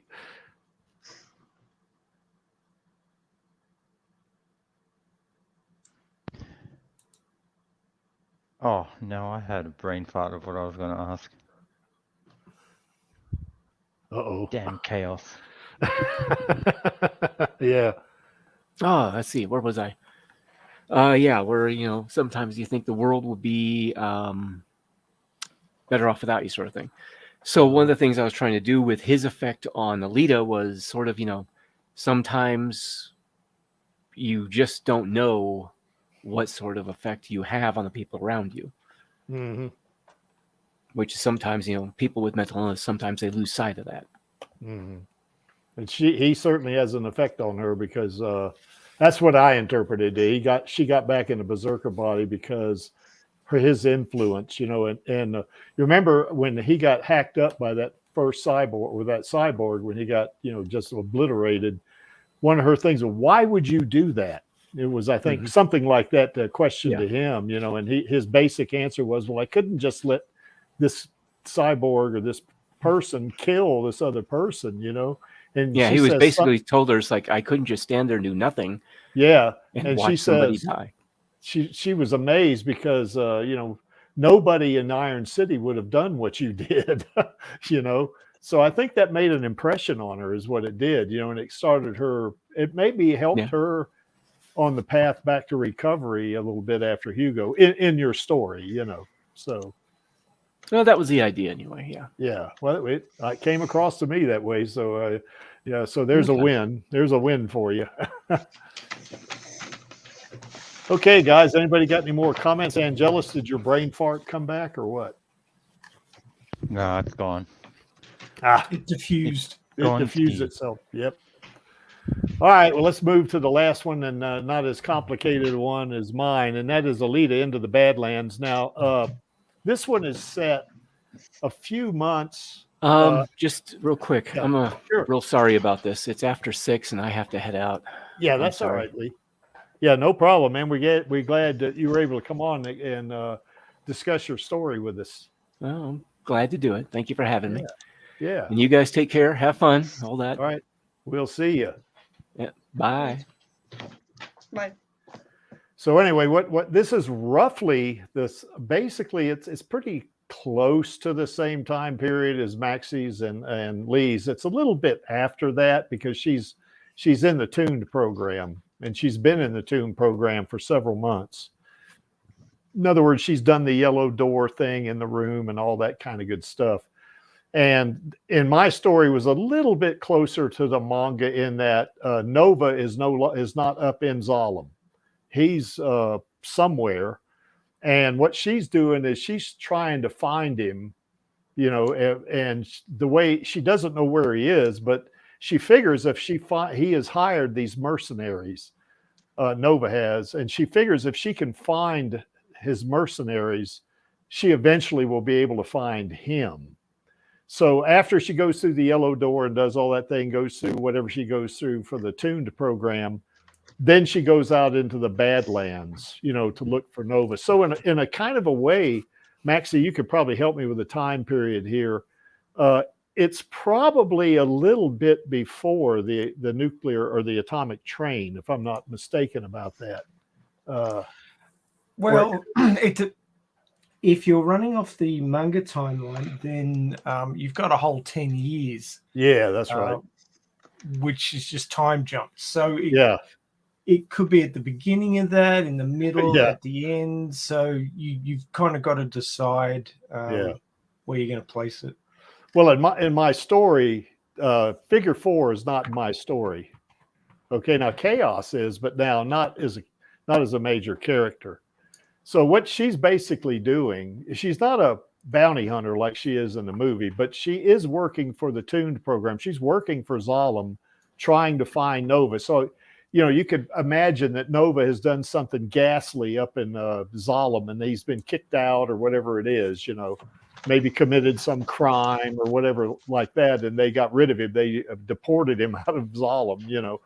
And they want to find him, you know, because I guess they figure he's done some crimes or something, and they've sent Alita out after him, you know. So that's kind of the setup for it. And basically, and Maxie has admonished me about this, but I do. Who's is that you, Angelus? Are you playing pinball or something? No. Oh.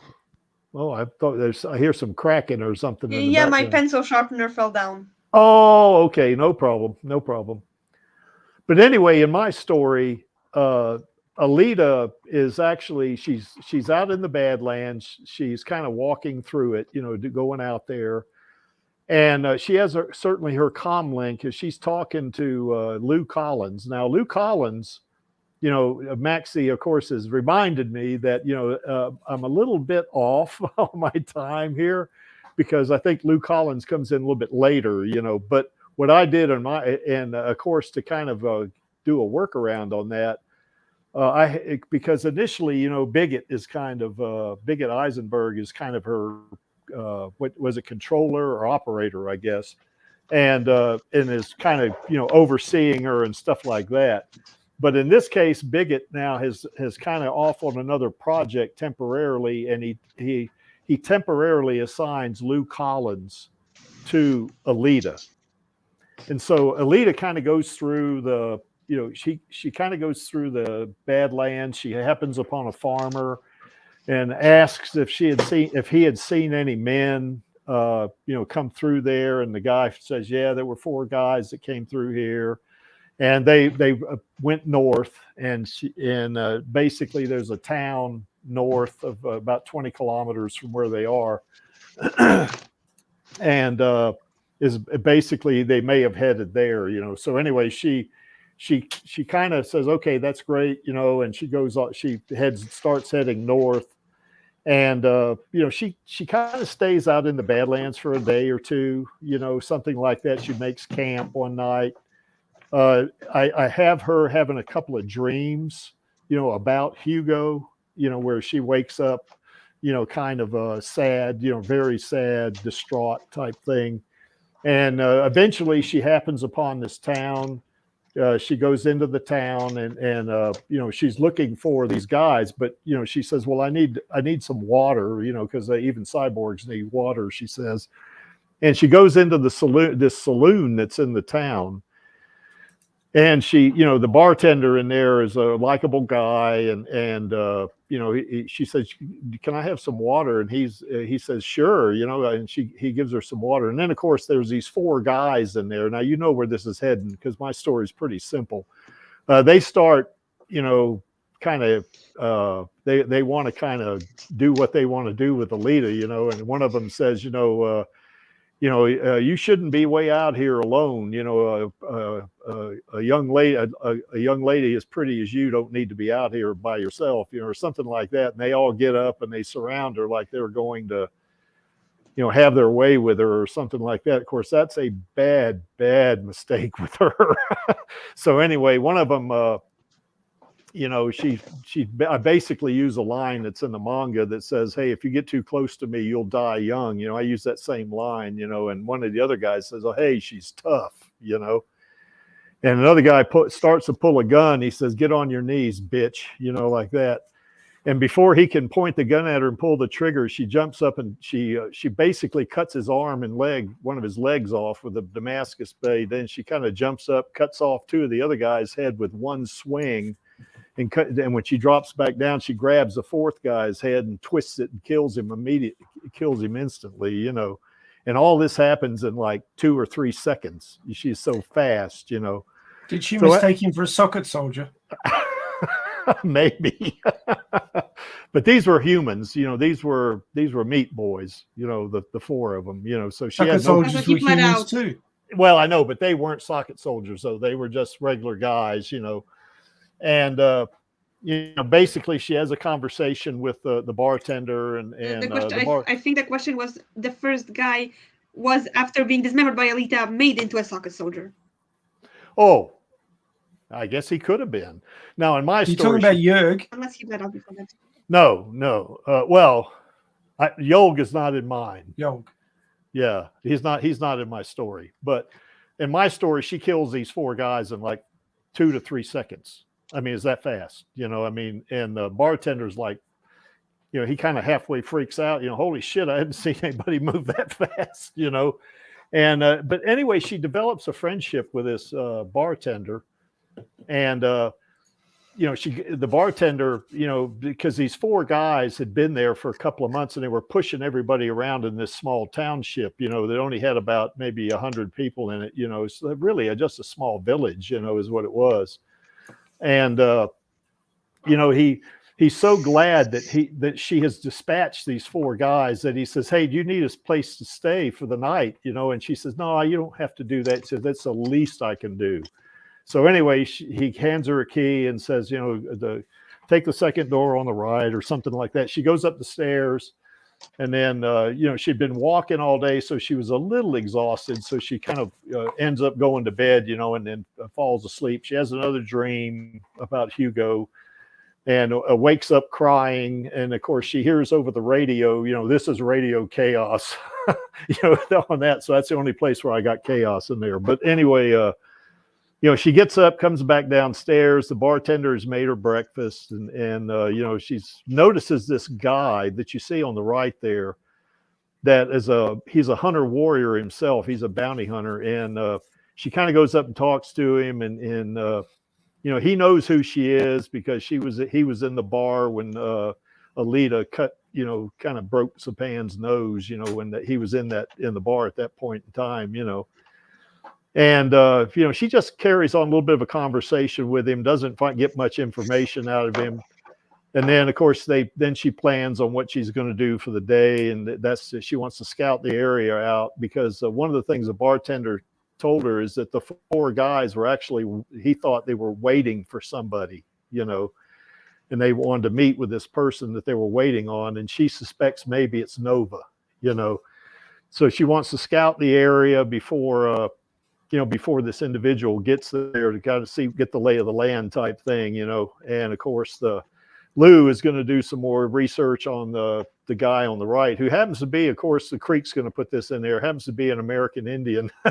So, and his name is Demon Seeker, and is his Indian name anyway. His I guess his kind of his regular name, if you want to call it not regular, but a name he's also known as Ben. So anyway, that's him. And then she ends up walking out of the bar, and then that's the end of part 1. So, and I'm working on part 2 right now. So anyway, that's pretty much it. It's pretty simple. It's pretty straightforward. Now I'm going to do a remake of this thing a little bit, because one of the things I think that maybe, I don't know if it was you, Maxie, or somebody that had watched it, and my brother even said that I had too much narration in it, where the narrator says, Alita says this, Lou says that, the bartender says this, that kind of thing, so you don't really need to do that when you have distinct voices. It's okay to do it. Show don't tell, basically. Yeah, that's basically it, where maybe the first time you say it, so the person knows when the person is watching it knows who's talking. Then after that, their voice is so distinct, that they know who it is. Another interesting thing about my story is I named the bartender and his helper after my late stepfather and one of my friends from South Florida.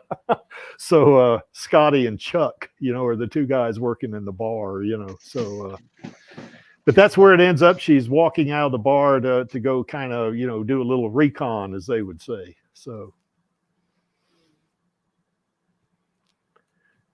So anyway, that link is down. It's on YouTube. So it's kind of you watch, there's images with it, and you can kind of read. It's almost like you would read something in a chat on the right, and you just read it, and there's narration that's done by AI. So, you can hear it and read it and all that good stuff. Nice. But it's pretty short. It's, I think, like 11 minutes long or something like that. So. And those images you see on the right in the center, that's Alita. And of course, the one on the right, that's Ben or Demon Seeker. Those are AI generated.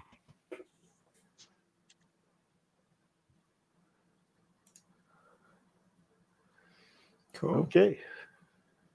Any thoughts, guys?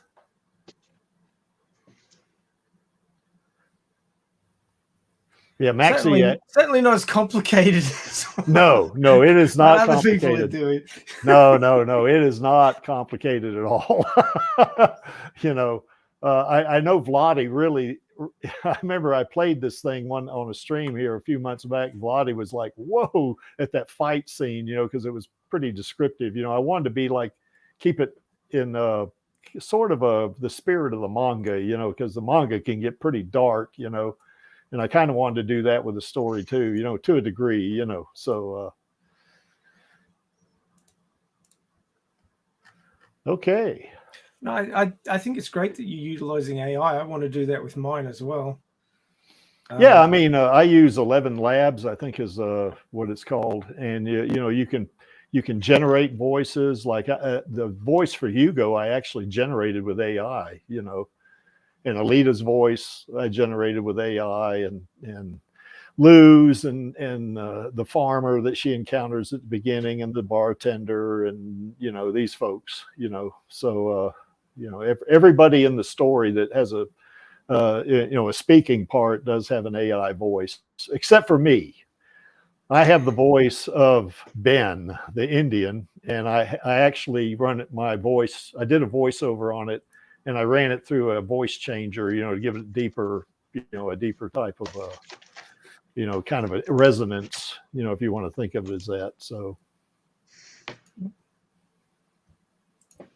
You do like playing with all the funky stuff, don't you? Yeah, dude. And with AI. Value adding. Yeah. Yeah, I've started using AI in my videos a lot, some of the stills anyway. And it's that's not perfect, but it's, hey, it's, like the character in the middle, that's obviously Alita, I mean, there's no doubt about that, and of course the one on the left, that's out of the manga, so that's Lou. So you didn't get the AI to reimagine Lou? Yeah, I match did the actually. other two pictures? Oh, no, I didn't do that. I could have done that. I didn't think about that. I could have done that for sure. Probably should have I done tend, if I have the option, I tend to try and standardize things so they all look like they're coming from the same source, as it were. Well, I used a lot of artwork, some of the stuff that's in public domain, I used a lot of that, and I used some AI. So I used kind of a combination of both, So, but yeah, you're right. I could have just done all AI, All AI all the time. That's right. That I think pisses we're some low. people. Don't say that in front of Kran. She'll get annoyed. Yeah. Well, anyway, the description for all three of these stories are or rather the link for all three of these stories are in the description below, and you can go check them out. And and on mine, of course, you can just leave a comment because my story's on YouTube, so you just leave a comment. And I'm not thin-skinned. You can leave a comment. Gary V, Creek, why'd you do this? Or Creek, you need to change this to this, or something like that. And I'll take it in the manner in which it's submitted. So I'd just like to say that if you're I realize that people's time is precious these days, and case in point myself, but I really would like to ask people if they spend the time reading one of these stories that the authors have put their time and thought and love into. If you could leave a comment, and it just try and be sort of even-handed about it. Don't say like, "Oh, it was all crap. I hated it." Don't ever write anything again, you stupid bastard. Try not to. Try not to say something like that, but if you could just pull out something that worked and something that could be improved. Writers are always looking to improve their work, and feedback is really important to get an idea of how things are landing for other people. So if you can spare, the few minutes of thought and putting it down, that'd really be helpful. And if you put it, as a public comment, under the YouTube video on Creepy's channel, or in one of the comment sections in one of the places where the other writers have got their works, it can really help motivate the writer to keep going, because working in a vacuum, you feel like you're trapped in a soap bubble, and you're just talking and no one's listening. So it's always nice to get a bit of feedback, preferably positive or constructive rather than destructive. But if you could, spare the time to do that, then I'm sure that the authors would be very grateful, and also helps motivate them to keep going. You betcha. Have any of you read The Daughters of Mars? It's on Archive of Our Own, and I think Space Battles. Are those Alita Stories channel? Daughters of Mars, that's an Alita story. Oh, nice. Not sure. I mean, there is the author, but I don't know who that is. One True King of Winter wrote that. And it's a story the premise is that when Alita is copied onto a biochip, what if both the biochip Alita and the brain chip Alita were both roaming around Zalem at the same time? Wow. That would be an interesting. And so far, there's 4 chapters. So if that's in AO3, should I Okay. send a link? Yeah, and put it in the private chat. The Daughters of Mars by One True King of Winter. I'm gonna just Okay. put in a link. I think this one does Put work. it in a private chat because you can't put it in the Oh. comments. It won't let you do it. But if you put it in a private chat, I'll put it in the public chat. Okay. I'm just gonna check if it actually even works. Yeah, there it is. Okay. So what you mean I've got to actually think? Unfortunately, Yeah, Angelus, that's right. Yeah, occasionally. you do. There it is. The link is now in the chat for the Daughters of Mars. So that would be interesting to see if organic brain Alita met biochip Alita. That would be kind of interesting. That you almost hope that happened at the end of the Last Order. From what I read, the part that I read, they don't really interact with each other. One of them interacts with the group of Zalamite kids, most like in canon, and the other one runs into one of the AR series. Ah. Okay, check that one out. Also, this one's really short, but I thought someone would mention Alita Battle Alita Shattered Mirror. Okay, let me copy that one. Yeah, it's also really long. Also on Archive of Our Own.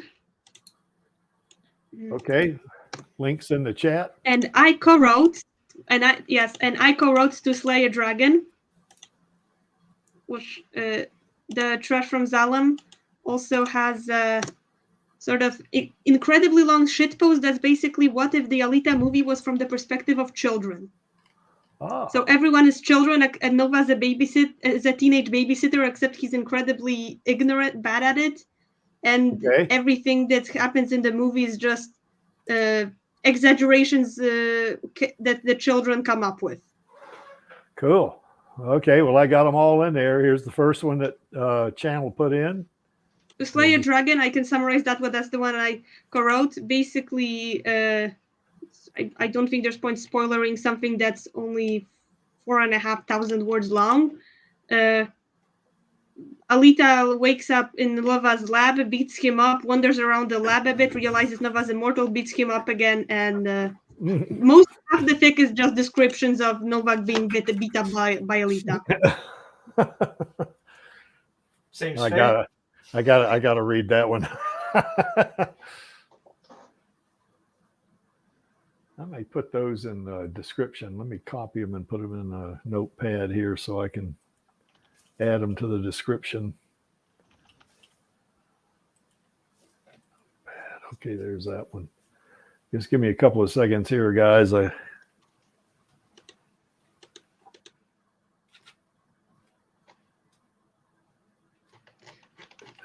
Paste. Yeah, can't wait for Maxie to finish his. Yeah, I hear.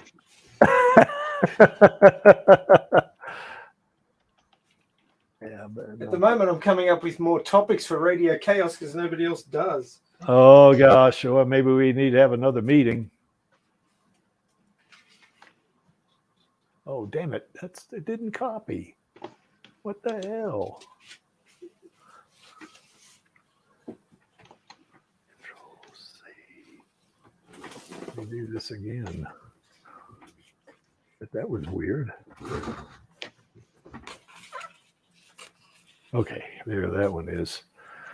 Okay, and then there's this one.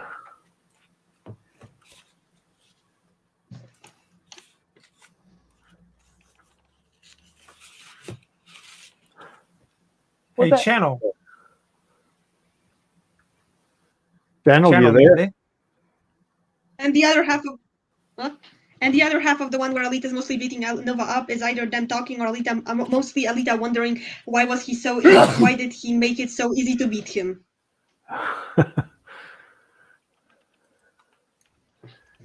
As one of the tags states, Nova can mess with your head even by just doing nothing. Yeah, he can. Well, he's a prick like that, you know. So Nova exists. Your yeah, head he is messed does. up. That's right. Okay, guys. I guess did we miss anything? Aside I from mean, the you can Alita always just sequel? look up Alita fanfiction if someone wants to find more themselves. Yeah, you can do that in Google. Yeah, exactly. What was Or that? go on Angel? a site and filter by Alita. Just Yeah. filter separately by Battle Angel, Alita, or Gunm, and separately by the movie, because I think they have separate tags on Archive of Our Own, and I think they have separate groups on fanfiction, the fanfiction site, the Okay. other one. Okay. Not sure. Yeah, I'll put those 4 in the description. After I can't do it now because they won't let me update the description while the stream's going on. So I'll put it. But I got them all copied, so I'll put them all in there. Yeah. Angelus, you were going to say something? No. So if we didn't miss anything, just to reiterate there, you can see that Alita, she does love her Uncle Creek. So anyway, that's the way that works. And of course, here's our queen, Rosa, right here. And of course, the other 2 celebrity crushes that the Creek has is Elle Lamont and Jessie Fisher. I mean, all 3 of these ladies, they need to be back in the sequel. They definitely do, you know. Certainly, Rosa needs to be in the sequel because she's Alita. Rosa is Alita, and Alita is Rosa. So it just works that way. But I want to see Screwhead come back too. You know, I mean, so we want Elle Lamont and Jessie Fisher to be back. Elle, of course, was the actor. Sorry, Maxie, is the actor that played Screwhead, and of course, Jessie Fisher was the stunt woman that was kind of a. I think she was in like a couple of scenes where, especially in the bar fight, where she hits Gangsta, I guess is who it was. You know, and then of course they cut to Elle. But I mean. You know, all 3 of them are great. I think Rosa is number 1 in the Creek's book for sure in terms of being an actor, you know. But as I say every week, it sure don't hurt that these ladies are pretty. So, you know, that's just another added thing for the Creek. And the uwu is there with it too. So, right, Angelus? So, Yep. Okay, I guess... somebody want to talk about Radio Chaos tomorrow, what we're going to be going over? I was just waiting to see if Angelus See if Angelus was going to say anything. No, sorry, I'm just coming up with a few things for tomorrow. Do you know if Nice. the guy who had Anyway. to do homework did it? Did he read the whole thing? Nah, you don't have to do homework for this one. This is going to be I don't. similar. Yeah. Well, I know So- you don't, Channel, because you're the Alita champion in terms of the trivia thing. So She knows some stuff. yeah, she does. So basically, Yeah, last were you- week we covered the major arc that needs to be completed within the movie side of things, which was the Motorball arc, talking about the main antagonist there, which was Joshigan. And so I thought the next thing to do would be to talk about the other arc that we expect to be in the first of many sequels, which would be the Zerkapan arc. So Get ready for a lot of bad jokes. oh yeah, for sure. Mhm. But you know, pretty serious beatdown, and you know, rising from the ashes, as it were.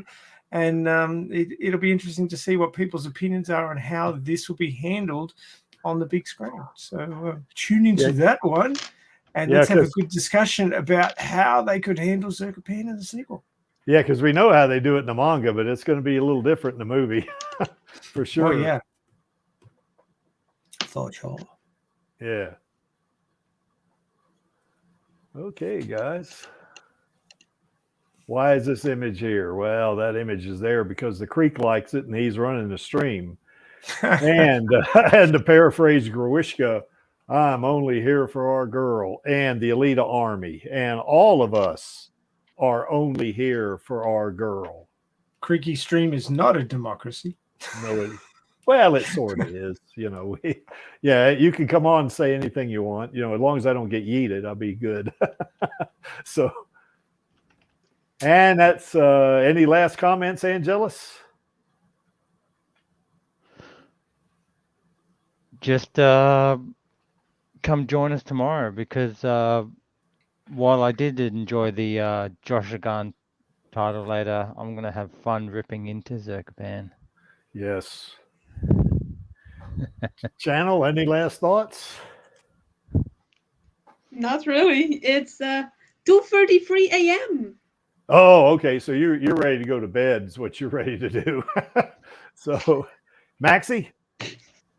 But if there was an Alita series announced, I would immediately analyze the trailer right now if it took me till morning.